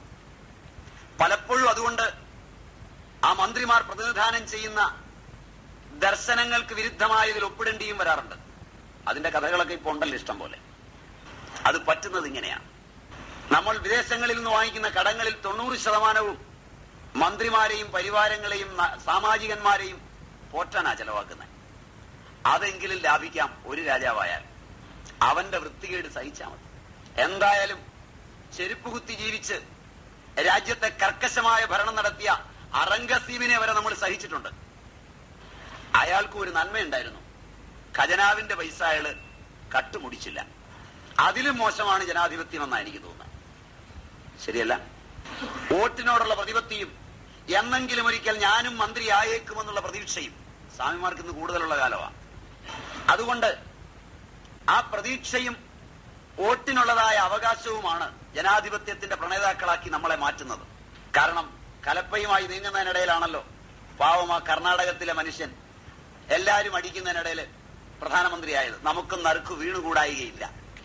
ആ പ്രതീക്ഷയ്ക്ക് വേണ്ടി ഈ ലോകത്തിലെ, ഈ രാജ്യത്തിലെ ജനത മുഴുവൻ എക്കാലവും കഷ്ടപ്പെടുന്നതിനേക്കാൾ നന്ന് നാം ഒന്ന് മന്ത്രി ആയില്ലെങ്കിലും ഒരു വോട്ട് ചെയ്തില്ലെങ്കിലും ഒരു ദുഷ്ടൻ കയറി ഈ രാജാധികാരത്തിൽ ഇരുന്നാലും നല്ലതാണെന്നാണ് എന്റെ വിശ്വാസം. അതുകൊണ്ട് പഴയ ആ കാലങ്ങളിൽ ക്ഷേത്രം ഭണ്ഡാകാരമായും ക്ഷേത്രം എല്ലാത്തിന്റെയും പ്രതീകമായും വികസിക്കുന്ന ഒരു കാലം ഉണ്ടാകുമെങ്കിൽ അതാണ് പ്രതീക്ഷ. ചുരുങ്ങിയ പക്ഷം അതായില്ലെങ്കിൽ ക്ഷേത്രത്തെ അതിന്റെ പ്രതീകമായി മുമ്പ് നമ്മളെക്കാൾ സംസ്കാരവും പരിഷ്കാരവുമുള്ള ഒരു ജനത ജീവിച്ചു എന്നതിന്റെ മാതൃകയായി സൂക്ഷിച്ചു വെക്കുന്നതാണ് നിങ്ങൾ ഇന്ന് ആരാധിക്കാൻ പോകുന്നതിനേക്കാൾ ഉത്തമം. കാരണം അങ്ങനെയുള്ള ഒരു സംസ്കാര കേന്ദ്രത്തെ മിമിക്സും മിമിക്രി പരേഡും കുറെ വെടിക്കെട്ടും രാവിലെ മുതൽ വൈകുന്നേരം വരെ പട്ടാഭിഷേകവും നടത്താനുള്ള കേന്ദ്രങ്ങളാക്കാതിരിക്കുകയെങ്കിലും ചെയ്യുകയാണ് സംസ്കൃതിക്ക് ഉചിതം. പട്ടാഭിഷേകം, പട്ട കൊണ്ട് അഭിഷേകം, ഇതൊക്കെ എന്റെ വ്യക്തിപരമായ അഭിപ്രായമാണ്. നടന്നില്ലെങ്കിലും ഈ സ്വപ്നങ്ങൾ എനിക്കൊരു സുഖം തരുന്നുണ്ട്. ജീവിതത്തിൽ ഞാൻ ഒരുപാട് സ്വപ്നം കാണുന്ന മനുഷ്യനാ. ജീവിതം തന്നെ ഒരു സ്വപ്നമാണ്. ആ നിലയിൽ ഇത്തരം സ്വപ്നങ്ങളൊക്കെയാ എന്നെ ഞാനാക്കുന്നത്. അവിടെ എങ്ങും ഒരു ശ്രീരാമ പട്ടാഭിഷേകവും ഇല്ല, പട്ട കൊണ്ടുള്ള അഭിഷേകമേ ഉള്ളൂ. അതേ പറ്റിയൊക്കെ നമുക്ക് തർക്കമുണ്ട്. ഏതായാലും അത് വേണ്ട. കാരണം വെച്ചാൽ അപ്പൊ ഇത്രയൊക്കെയാണ് ഇതിന്റെ പ്രയോജനത്തെ കുറിച്ചുള്ള. കാരണം ഇത്രയും വലിയ ക്ഷേത്രം ഇത്രയും ഉന്നതമായ നിലയിൽ സംവത്സരങ്ങളെ അതിജീവിച്ച് നിൽക്കുകയാണ്. വീടുകളും മറ്റുള്ളതൊക്കെ ഇടിഞ്ഞു പൊളിഞ്ഞു പോകുമ്പോഴും മൺമറയാതെ കിടക്കുന്ന 2000-വും അതിൽ കൂടുതലും സംവത്സരങ്ങൾ പഴക്കമുള്ള ക്ഷേത്രങ്ങൾ, അതിന്റെ ഗർഭഗൃഹങ്ങളും നാലമ്പലങ്ങളും ഒക്കെ തരുന്ന ചരിത്ര സാപേക്ഷ്യങ്ങൾ, പ്രത്യേകിച്ച് കൊണാർക്കും അതുപോലെ തന്നെ അതിനേക്കാൾ പ്രത്യേകിച്ച് ജ്യോതിർലിംഗ ക്ഷേത്രങ്ങളുമൊക്കെ, അതൊക്കെ പണിതു വെക്കാൻ ഇന്നത്തെ ആളുകൾക്ക് പറ്റുമോ? ഒരു വഴി ടാറിടാൻ നിവൃത്തിയില്ലാത്ത രാജ്യം, രാജവീതി ഒന്ന് ടാറുരുക്കി ഒഴിക്കാൻ കാശില്ലാതെ ADVയുടെ പുറകെ കോണകവും പിഴിഞ്ഞു നടക്കുന്ന ഒരു രാജ്യം ആണല്ലേ പറയണ്ടേ. ആ രാജ്യത്ത് ഒരു കാലത്ത് ലോകത്തെ വെല്ലുന്ന ഐശ്വര്യങ്ങളൊക്കെ ഇങ്ങനെ ഉയർന്നു നിൽക്കുന്നുണ്ട് എന്ന് ഇവനെയൊക്കെ കൊഞ്ഞനം കുത്തി എന്നും നിൽക്കണ്ടേ. ആ ക്ഷേത്രങ്ങളൊക്കെ നിങ്ങളെയും എന്നെയും എന്റെയും നിങ്ങളുടെയും ഭരണാധികാരികളെയും കൊഞ്ഞനം കുത്തുന്നില്ലേ വീണ്ടും വീണ്ടും പ്രസംഗിക്കുമ്പോൾ? ദരിദ്ര രാജ്യമായ ഭാരതം ലോകത്തൊരു രാജ്യത്തിനും പറയാൻ പറ്റാത്ത ഐശ്വര്യത്തിന്റെ പ്രതീകങ്ങളായി അന്നത്തെ സൃഷ്ടികൾ ഇന്നും നടുനിവർത്തി നിൽക്കുമ്പോൾ, അതിന്റെ പ്രതാപ ഐശ്വര്യങ്ങൾ അതിന്റെ ശക്തിയിൽ നിൽക്കുമ്പോൾ, അന്നത്തെ അറിവുകൾ ഗ്രന്ഥങ്ങളുടെ താളുകൾ ഇനിയും തീപിടിച്ചു പോകാതെ നിലകൊള്ളുമ്പോൾ, ആ രാജകീയ ഐശ്വര്യങ്ങൾ നോക്കി ഒരിക്കൽ കൂടി നിർവൃതി ഉണ്ടാവാൻ, തിരിച്ച് ആ രാജ ഐശ്വര്യങ്ങളിലേക്കൊന്ന് തിരിച്ചു മടങ്ങുന്ന നല്ല കാലത്തെ സ്വപ്നം കാണാൻ, അതിനാ നടക്കുന്നത്. ഞാൻ തുടങ്ങിയപ്പോ തന്നെ പറഞ്ഞു, ഞാൻ നിങ്ങളെ മുന്നോട്ടല്ല കൊണ്ടുപോവാ, വളരെ പിന്നോട്ട്. പക്ഷെ ഞാൻ കൊണ്ടുപോകുന്ന പിന്നോട്ടുള്ള ലോകം കർക്കശമായ ജാതിയുടെയും വർഗത്തിന്റെയും വർണ്ണത്തിന്റെയും ലോകമല്ല. യാജ്ഞവൽക്കിന്റെയും ഗാർഗിയുടെയും ഒക്കെ ലോകമാണ്. അവിടെ വികാരങ്ങളില്ല, വിചാരം മാത്രമേ ഉള്ളൂ. നിങ്ങളുടെ വികാരങ്ങളോടുകൂടി ഒരിക്കലും നിങ്ങളെ ഇതിനകത്തോട്ട് കയറ്റാൻ ഞാൻ ഇഷ്ടപ്പെടില്ല. കാരണം ഇതിന്റെ വാതിലുകൾ വികാരജീവികൾക്ക് എന്നും അടച്ചതാണ്. നിങ്ങളുടെ രാഷ്ട്രീയ പ്രബുദ്ധതയുടെ ഭാഗങ്ങളിൽ മാറി മാറി നിങ്ങൾ പിന്തുണച്ച പാർട്ടി നയങ്ങളും മാറി മാറി നിങ്ങൾ കീജെ വിളിച്ച വിളികളുമൊക്കെ വികാരത്തിന്റെയാണ്. അതൊക്കെ താത്തുവെച്ച് വിചാരത്തിന്റെ പഠനം കഴിഞ്ഞു കാല് കഴുകി ശുദ്ധമായി കയറാവുന്ന ഇടം, കാല് കഴുകാതെ ആരും കയറരുതാത്ത വിധത്തിൽ ഞങ്ങൾ പവിത്രമായി സൂക്ഷിക്കുന്ന സങ്കേതങ്ങൾ. അതുകൊണ്ട് വികാരജീവികൾക്കുള്ളതല്ലിത്. അതുകൊണ്ടാണ് നിങ്ങളുടെ ചോദ്യങ്ങൾ വികാര പരവശങ്ങളാവുമ്പോ നമുക്ക് പങ്കില്ല എന്ന് പറയുന്നതും നമ്മൾ പറയുന്ന ലോകം നിങ്ങളുടേതല്ലെന്ന് പറയുന്നതും. നല്ലപോലെ ക്ലിയറായി? ഇത്രയൊക്കെ നിങ്ങൾ മനസ്സിലാക്കേണ്ടതുമാണ്. അപ്പൊ ഇതാണ് ക്ഷേത്രം കൊണ്ടുള്ള പ്രയോജനം. ക്ലിയറായി? ഇനി വേറെ വല്ല പ്രയോജനം ഉണ്ടെങ്കിൽ നിങ്ങൾക്ക് പറയാം, ഞാൻ കേൾക്കാം. അല്ലാതെ ഏതായാലും അവിടെ പോയി തൊഴുത്തുണ്ടാക്കുന്നതും അവിടെ പോയി നിങ്ങളെല്ലാം കൂടി ഡ്രില്ല് നടത്തുന്നതും ഒന്നും അതിന്റെ പ്രയോജനമല്ല. ഒരാക്രമണവും ഈ ദർശനത്തിനെതിരെ വരില്ല. ഈ ദർശനം എതിരാളി അരമണിക്കൂർ കേട്ട് കഴിയുമ്പോൾ അവൻ ഇതിന്റെ പേര് യാജ്ഞവൽക്യ ദർശനം എന്നുള്ളത് മാറ്റി അവന്റെ നേതാവിന്റേതാക്കി അവിടെ പഠിപ്പിക്കും. അപ്പോഴും പ്രയോജനം ഇത് തന്നെയാണ്. അതിനെനിക്ക് വിരോധമൊന്നുമില്ല. പേര് അവനിട്ട ഒരു വിരോധമില്ല. ഇന്നുണ്ടായാലും ഇത് മനോഹരമാണ്. മനസ്സിലായില്ലേ? ഞാൻ നിങ്ങൾ ഉദ്ദേശിക്കുന്ന പോലെ അല്ലാതെ മറ്റു മതങ്ങളുടെ രംഗവേദികളിലൊക്കെ ആശയവിനിമയം നടത്താറുണ്ട്. ഒരു വർഷം ആശയവിനിമയം നടത്തിക്കഴിഞ്ഞാൽ അടുത്ത വർഷം ഈ സാധനം എല്ലാം ഒന്നാന്തരം ബുക്കിലെറ്റാക്കി അവരുടെ ഒരു വലിയ ആചാര്യന്റെ പേരും വെച്ച് ഞാൻ ഇരിക്കുന്നിടത്ത് തന്നെ കൊണ്ടുതരുമ്പോൾ എനിക്ക് സന്തോഷം ഉണ്ടാകാറുണ്ട്. പേര് മാറിയാലും വീഞ്ഞ് പഴയതാണല്ലോ. അല്ലാതെ നിങ്ങളുടെ കൂട്ട പേരിനോട് എനിക്ക് വികാരമില്ല. കാരണം ഞാനിത് പഠിച്ചതായതുകൊണ്ട്. നിങ്ങൾ പഠിക്കാത്തതായതുകൊണ്ട് പേരിനോടുള്ള വികാരമേ ഉള്ളൂ. നിങ്ങളും അവരും തുല്യരാണ്. ഇത് ഭാരതീയം എന്ന് പറഞ്ഞ് പഠിപ്പിക്കണമെന്നും എനിക്ക് വലിയ വികാരമില്ല. കാരണം അങ്ങനെ ഒരു തീയനില്ല. ഭാരതീയൻ ഉണ്ടെങ്കിൽ ഭാരമാ അവന്റെ തലയെ മുഴുവൻ. ആ ഭാരമുള്ള തീയൻ ഭാരതീയൻ. കാരണം ഇത് എഴുതിയവരാരും അങ്ങനെയുള്ള പ്രയോഗമൊന്നും പ്രയോഗിച്ചില്ല. ഇത് സനാതന സത്യമാണ്. ഈ ലോകത്തിന്റെ ഏത് മൂലയെ കൊണ്ടുപോയാലും ഇതിന് മാർക്കറ്റാ. സൂപ്പർ സാധനമാ. കയ്യിലുണ്ടോ വിൽക്കും. കയ്യിലില്ലാത്തവൻ അസൂയ തോന്നും. പറഞ്ഞിട്ട് കാര്യമില്ല. പഠിച്ച് കയ്യിലുണ്ടാക്കുക. ധാരണാധർമ്മമിത്യാഹു. ധാരണയെയാണ് ധർമ്മം എന്ന് പറയുന്നതെന്ന് ആചാര്യമതമുണ്ട്. പ്രജയെ ധരിക്കുന്നതെന്തോ അത് ധർമ്മം എന്ന അർത്ഥത്തിൽ രാജധർമ്മമായും, വസ്തുവിനെ ധരിക്കുന്നതെന്തോ അത് വസ്തുധർമ്മമെന്നും പറയും.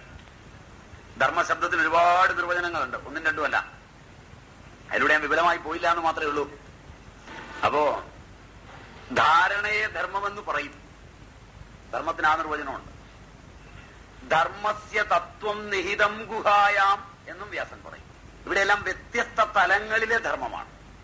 ഇത് കൂടാതെ സ്വധർമ്മം, പരധർമ്മം, അധർമ്മം എന്നിങ്ങനെ ധർമ്മങ്ങൾക്ക് വേറെ പിരിവുകളുമുണ്ട്. നമ്മളതില് ദാർശനികമായ തലത്തില് ധർമ്മത്തിന്റെ ദൃശ്യങ്ങളെ അവലംബിച്ചുള്ളത് ആണ് ചൂണ്ടിക്കാണിച്ചിട്ട് മുമ്പ് പറഞ്ഞത്. അതെല്ലാം വിട്ട് ദൃക്കായിരിക്കുന്ന ധർമ്മത്തിൽ ചരനാണ്. അവിടെ ഇതെല്ലാം വിടും. ഇതെല്ലാം വിടേണ്ടതിൽ പെടും. അപ്പൊ തീക്ക് ചൂടതിന്റെ ധർമ്മമാണ്. പക്ഷെ ദൃക്കിലെത്തിയാൽ തീക്ക് ചൂടില്ല. എന്തെന്നാൽ ദൃക്ക് അവബോധം വരുന്നതോടെ ചൂടുള്ള തീയ് വെള്ളത്തിന് സമാനമാണെന്ന് അയാൾ അറിയും. കുറച്ചുകൂടെ നല്ല ഭാഷയിൽ പറഞ്ഞാൽ, അഗ്നിയിൽ നിന്നാണ് ജലമുണ്ടാകുന്നത് എന്ന് പഞ്ചീകരണം അയാൾക്ക് ഉറപ്പാവും. ആകാശത്തിൽ നിന്ന് വായു, വായുവിൽ നിന്ന് അഗ്നി, അഗ്നിയിൽ നിന്ന് ജലം, ജലത്തിൽ നിന്ന് പൃഥ്വി. ഇങ്ങനെയാണ് പഞ്ചഭൂതങ്ങള് വികസിച്ചു വരുന്നത്. അപ്പൊ ആ നിലയിൽ ജലം തന്നെയാണ് അഗ്നി. അതിലൊരു പ്രഹേളികയും അതുകൊണ്ടുണ്ട്. നിങ്ങളുടെ സയൻസിൽ ഇത് പുറകോട്ട് പോയാൽ പഠിക്കാം. ഞാനിത് മുന്നോട്ടൊന്നാ പഠിപ്പിച്ചേ. നേരെ തിരിച്ചു പോയാൽ നിങ്ങളുടെ സയൻസിൽ ഇത് തന്നെയാ ശരി. പേടിക്കണ്ട. ചിലർക്ക് ഒരു ഞെട്ടല്, അഗ്നി ജലമാണെന്ന് പറയുമ്പോഴത്തേക്ക് സയൻസ് പഠിച്ച പിള്ളേർക്ക് ഒരു ഞെട്ടല് വരുന്നു. ഈ വിഡിത്തൊക്കെയാണോ ശാസ്ത്രം? നിങ്ങൾ തിരിച്ചു പോയാൽ മതി. ഹോഫ്മാന്റെ വോൾട്ടാമീറ്ററിൽ ജലത്തെ രണ്ടാക്കുക. ആ 2 ഹൈഡ്രജനും 1 ഓക്സിജൻ. എന്നിട്ട് ആ ഓക്സിജന്റെ സാന്നിധ്യത്തിൽ ഹൈഡ്രജൻ കത്തിക്കുക. അഗ്നി, സിമ്പിൾ അഗ്നി. പക്ഷേ കത്തുന്ന ഹൈഡ്രജനും കത്തിക്കുന്ന ഓക്സിജനും ചേർന്ന് വരുന്ന അഗ്നിയെ ഹൈഡ്രജനും ഓക്സിജനും ചേർത്ത് തന്നെ കെടുത്താം. അതാണ് സയൻസിന്റെ പ്രഹേളിക. ഒന്ന് സ്കൂളിൽ പോയി ചോദിക്കരുത്. പിറ്റേ ദിവസം പോലെ പഠിപ്പുണ്ടാവില്ല. മാഷ് ചെവിക്ക് പിടിച്ച് വെളിയിലൊക്കെ വിടും. ചിലപ്പോ കുതിരവട്ടമോ ഊളംപാറയോ എടുത്താണ് കൊണ്ടുപോയി ഇരിക്കും. കാരണം അവിടെ അപഗ്രഥിച്ച് പഠിക്കുന്നത് പഠിപ്പിക്കുന്നവനും ഇഷ്ടമല്ല, പഠിക്കുന്നവന്റെ വീട്ടുകാർക്കും ഇഷ്ടമല്ല, പഠിത്തത്തിനുള്ള കാര്യങ്ങളൊക്കെ ഒരുക്കി തരുന്ന ഭരണാധികാരിക്കും ഇഷ്ടമല്ല. അപഗ്രഥനം ഭാരതീയൻ ഇന്ന് ഇഷ്ടമല്ല. വേദങ്ങളും ഉപനിഷത്തുകളും ഒക്കെ വെച്ച് പണ്ട് കാലത്ത് അപഗ്രഥിച്ചിരുന്നു. അങ്ങനെയാണ് അവർ അറിവ് മതിച്ചു കൂടി വന്നത്. ഇന്ന് സെമറ്റിക് മതങ്ങളുടെ മാതിരിയാണ്. ഇത് വായിക്കാത്തവന്റെയാണ് ഈ പുസ്തകമൊക്കെ. മനസ്സിലായതെന്നറിയില്ല. ഈ പുസ്തകമൊക്കെ അവന്റെ സ്വന്തമാണ്. ഒരിക്കലും ഈ പുസ്തകം വായിച്ചിട്ടുമില്ല. രാമായണത്തെ പറ്റിയൊന്നും സ്വാമിക്ക് പറയാൻ അധികാരം ഉണ്ടാവില്ല. പക്ഷെ രാമായണം ഇവൻ വായിച്ചിട്ടില്ല. വീട്ടിലൊരെണ്ണം ചില്ലിട്ട് വെച്ചിട്ടുണ്ട്. അതേപ്പറ്റി വേറെ ആരും പറഞ്ഞുകൂടാ. പറയാൻ അവകാശം അവന് മാത്രമേ ഉള്ളൂ. പക്ഷെ അവൻ ഇതുവരെ രാമായണം വായിച്ചിട്ടില്ല. ഇത് സെമറ്റിക് പാരമ്പര്യത്തിന്റെ വളർച്ചയാണ്. സെമറ്റിക് മതങ്ങൾ ഒരിക്കലും അവരുടെ ഗ്രന്ഥങ്ങൾ മറ്റൊരാൾ വായിക്കാനോ അത് അപഗ്രഥിക്കാനോ ഒന്നും സമ്മതിക്കില്ല. അതുകൊണ്ട് ഗലീലിയോയുടെ കാലം മുതൽ ഒരുപാട് പേരെ പീഡിപ്പിച്ചിട്ടുമുണ്ട്. നമ്മൾ ഒരുപാട് കാര്യങ്ങൾ നമ്മളുടെ സ്വാതന്ത്ര്യത്തെ പറ്റിയും സഹിഷ്ണുതയെ പറ്റിയൊക്കെ അഭിമാനിക്കുമെങ്കിലും അത് തെറ്റായിരുന്നു എന്നാണ് അവസാനം പറഞ്ഞൊപ്പിക്കുന്നത്. അച്ഛന്റെ അപ്പൂപ്പന്റെയൊക്കെ ദാനവും സഹിഷ്ണുതയും ഒക്കെ തെറ്റായിരുന്നു എന്നുള്ളവൻ കണ്ടെത്തിയിരിക്കാം. അപ്പൊ എന്നിട്ട് അച്ഛന്റെ അപ്പൂപ്പന്റെ സാധനം കൊണ്ടു കിടക്കുന്നതെന്ന് പറയുകയും ചെയ്യും. അതാണ് സഹിക്കാൻ വയ്യാത്തത്. അച്ഛന്റെ അപ്പൂപ്പന്റെ സാധനമാണെങ്കിൽ സഹിഷ്ണുത ഉണ്ടായിരിക്കണം. ഇതൊക്കെ എടുത്ത് പഠിക്കണം, അപഗ്രഥിക്കണം, ഇതൊക്കെ ചെയ്യണം. ഇത് വായിക്കാതെ ഇതിനെ സൂക്ഷിക്കുന്ന ഒരു തലമുറ വളരെ കൂടുതലായി വളർന്നു കഴിഞ്ഞിട്ടുണ്ട്. അത് സെമറ്റിക് പാരമ്പര്യത്തിന്റെ വികാസം തന്നെയാണ്. മറ്റൊരർത്ഥത്തിൽ, മറ്റൊരു തലത്തിൽ അപ്പോ ഈ പുസ്തകമൊക്കെ എടുത്ത് പഠിക്കുമ്പോ അതിനകത്ത് 1000 ദിശകളിൽ ഈ പദങ്ങളെല്ലാം ഉണ്ടാവും. ഇപ്പൊ ധർമ്മം എന്ന ശബ്ദം തന്നെ അനേക ദിശകളിലുണ്ട്. ഒരു വ്യക്തി അവന്റെ ആത്മ സാക്ഷാത്കാരത്തിനായിക്കൊണ്ട് തന്നിലൂടെ മാത്രം നടത്തുന്ന യാത്രയിൽ സ്വധർമ്മമാണ് വഴി. അവിടെ സ്വധർമ്മം ജടിലമായ വാസനകളിൽ നിന്ന് മോചനം നേടാൻ അവൻ ചെയ്യുന്ന കർമ്മവുമാണ്. അവിടെയാണ് സ്വധർമ്മേ നിധനം ശ്രേയ പരധർമ്മോ ഭയാവഹ എന്നൊക്കെ ധർമ്മശബ്ദം വരുന്നത്. ആ അർത്ഥത്തിൽ ധർമ്മവും കർമ്മവും ഒന്നാണ്. ആ നിലയിൽ സ്വധർമ്മവും കർമ്മവും അവിടെ ഒന്നായിത്തീരുന്നുണ്ട് അല്പ മാത്രമായ തലങ്ങളിൽ. ധർമ്മം അഗ്നിക്ക് ചൂടാണ് എന്ന് പറയുന്നത്, അഗ്നിയിൽ ചൂടാണെന്ന് പറയുന്നത് വസ്തുവിനെ ധരിക്കുന്നത് കൊണ്ടാണ്. പ്രജയെ ധരിക്കുന്നത് കൊണ്ട് പ്രജയ്ക്ക് വേണ്ടുന്ന ധർമ്മങ്ങളുണ്ട്. രാജധർമ്മമൊക്കെ അതിന്റെ പട്ടികയിലാണ് അവിടെ. ഇപ്പൊ ധർമ്മം ഇങ്ങനെ ഒത്തിരി വിപുലമാണ്. അതില് ഈ കാലികങ്ങൾ, ദേശീയങ്ങൾ, വസ്തുപരങ്ങൾ, കുറച്ചുകൂടെ നല്ല രീതിയിൽ പറഞ്ഞാൽ ദേശപരിച്ഛിന്നവും കാലപരിച്ഛിന്നവും വസ്തുപരിച്ഛിന്നവുമായ ധർമ്മങ്ങളെല്ലാം ദൃക്ക് എന്ന പരിഗണനയിലെ കേവലമായ ധർമ്മത്തിൽ ഇല്ലാതാവും. അവിടെയാണ് സർവധർമാൻ പരിത്യജ്യ മാമേകം ശരണം വ്രജ എന്ന് പറയുന്നത്. ധാരണ എന്ന് പറഞ്ഞാൽ ധരിക്കുന്നത്, അത്രയർത്ഥം. പ്രജയെ ധരിക്കുന്നത്, വസ്തുവിനെ ധരിക്കുന്നത് എന്ന് കേൾക്കും. വീണ്ടും വ്രതാനുഷ്ഠാനങ്ങളെ കുറിച്ച് സ്വാമിജിയുടെ അഭിപ്രായം അറിയാൻ താല്പര്യമുണ്ട്. ഹിതമാണ് സത്യം അല്ല, ഹിതത്തിന് വലിയ അർത്ഥമാണ്. ഹിതമാണ് സത്യം. സത്യം എന്ന് പറയുന്നത് എന്നും ഹിതമാണ്. ഒരു കുട്ടിക്ക് രോഗം വരികയാണ്. ഇപ്പൊ രോഗം മൂർധന്യത്തിലായപ്പോ ഡോക്ടറെ പോയി കാണുകയാണ്. ഡോക്ടറെ പോയി കാണുമ്പോൾ ഡോക്ടർ ആ കുട്ടിയെ കാണുമ്പോഴേ മരണം രോഗത്തിൽ കാണുക. അത് ഡോക്ടർക്കും കുട്ടിക്കും സമാജത്തിനും ഹിതമല്ല. അതുകൊണ്ടത് സത്യവുമല്ല. പറഞ്ഞ മനസ്സിലായി? ഉദാഹരണം മനസ്സിലായി? അച്ഛനമ്മമാർ ആരോഗ്യശാസ്ത്രം മാസിക, ടിവിയിൽ വരുന്ന ചർച്ചകള്, ഇതൊക്കെ കണ്ടിട്ട് എന്റെ കുട്ടി മരിക്കാൻ പോകുന്നു എന്ന് വിചാരിച്ചുകൊണ്ട് കുട്ടിയെ മരുന്ന് കൊടുക്കാനും ഭക്ഷണം കൊടുക്കാനും ഒരുങ്ങാം. അതും ഹിതമല്ല. ഞങ്ങൾ പഠിച്ചതിന്റെ വെളിച്ചത്തിലാണ് എന്ന് ആണയിട്ട് സത്യമാണെന്ന് പറഞ്ഞാൽ അത് സത്യത്തിന്റെ പട്ടികയിൽപ്പെടില്ല. ആർക്കും ഹിതമല്ലെന്ന് എന്തുകൊണ്ടാ പറഞ്ഞത് എന്ന് ചോദിച്ചാൽ, കുട്ടി തന്റെ രോഗനിലയെ അതിക്രമിക്കുവാൻ ആഗ്രഹിക്കുകയാണ്, എന്തായാലും ചെയ്യുക, സമ്മതമാണ്.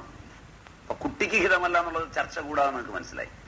രോഗം വന്ന കുട്ടി എന്തായാലും തന്റെ അച്ഛനോടും അമ്മയോടും നാടിനോടും ഒക്കെ ഒപ്പം കുറെ കാലം കൂടെ ആരോഗ്യത്തോടെ ജീവിച്ചിരിക്കണമെന്നും പല കാര്യങ്ങളും ചെയ്യണമെന്നുള്ള ആഗ്രഹങ്ങൾ കിടക്കുന്നിടത്തോളം കുട്ടിക്ക് ഹിതമായത് ജീവിക്കുമെന്ന സന്ദേശമാണ്. ഡോക്ടർക്ക് ഏതാ ഹിതമായത്?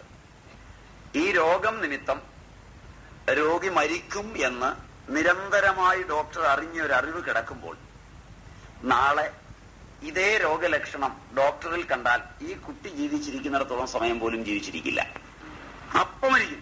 കാരണം എന്താ വെച്ചാൽ ഇവന്റെ മസ്തിഷ്കത്തിനകത്ത് രേഖപ്പെടുത്തി ഈ രോഗത്തിന് ചികിത്സയില്ലെന്നാണ്. അപ്പൊ ഡോക്ടർക്കും അത് ഹിതം, വീട്ടിലുള്ളവർക്കും ജനങ്ങൾക്കും ഒരു രോഗം മരണത്തിന്റെ കാരണമായി അറിയുന്ന അറിവ്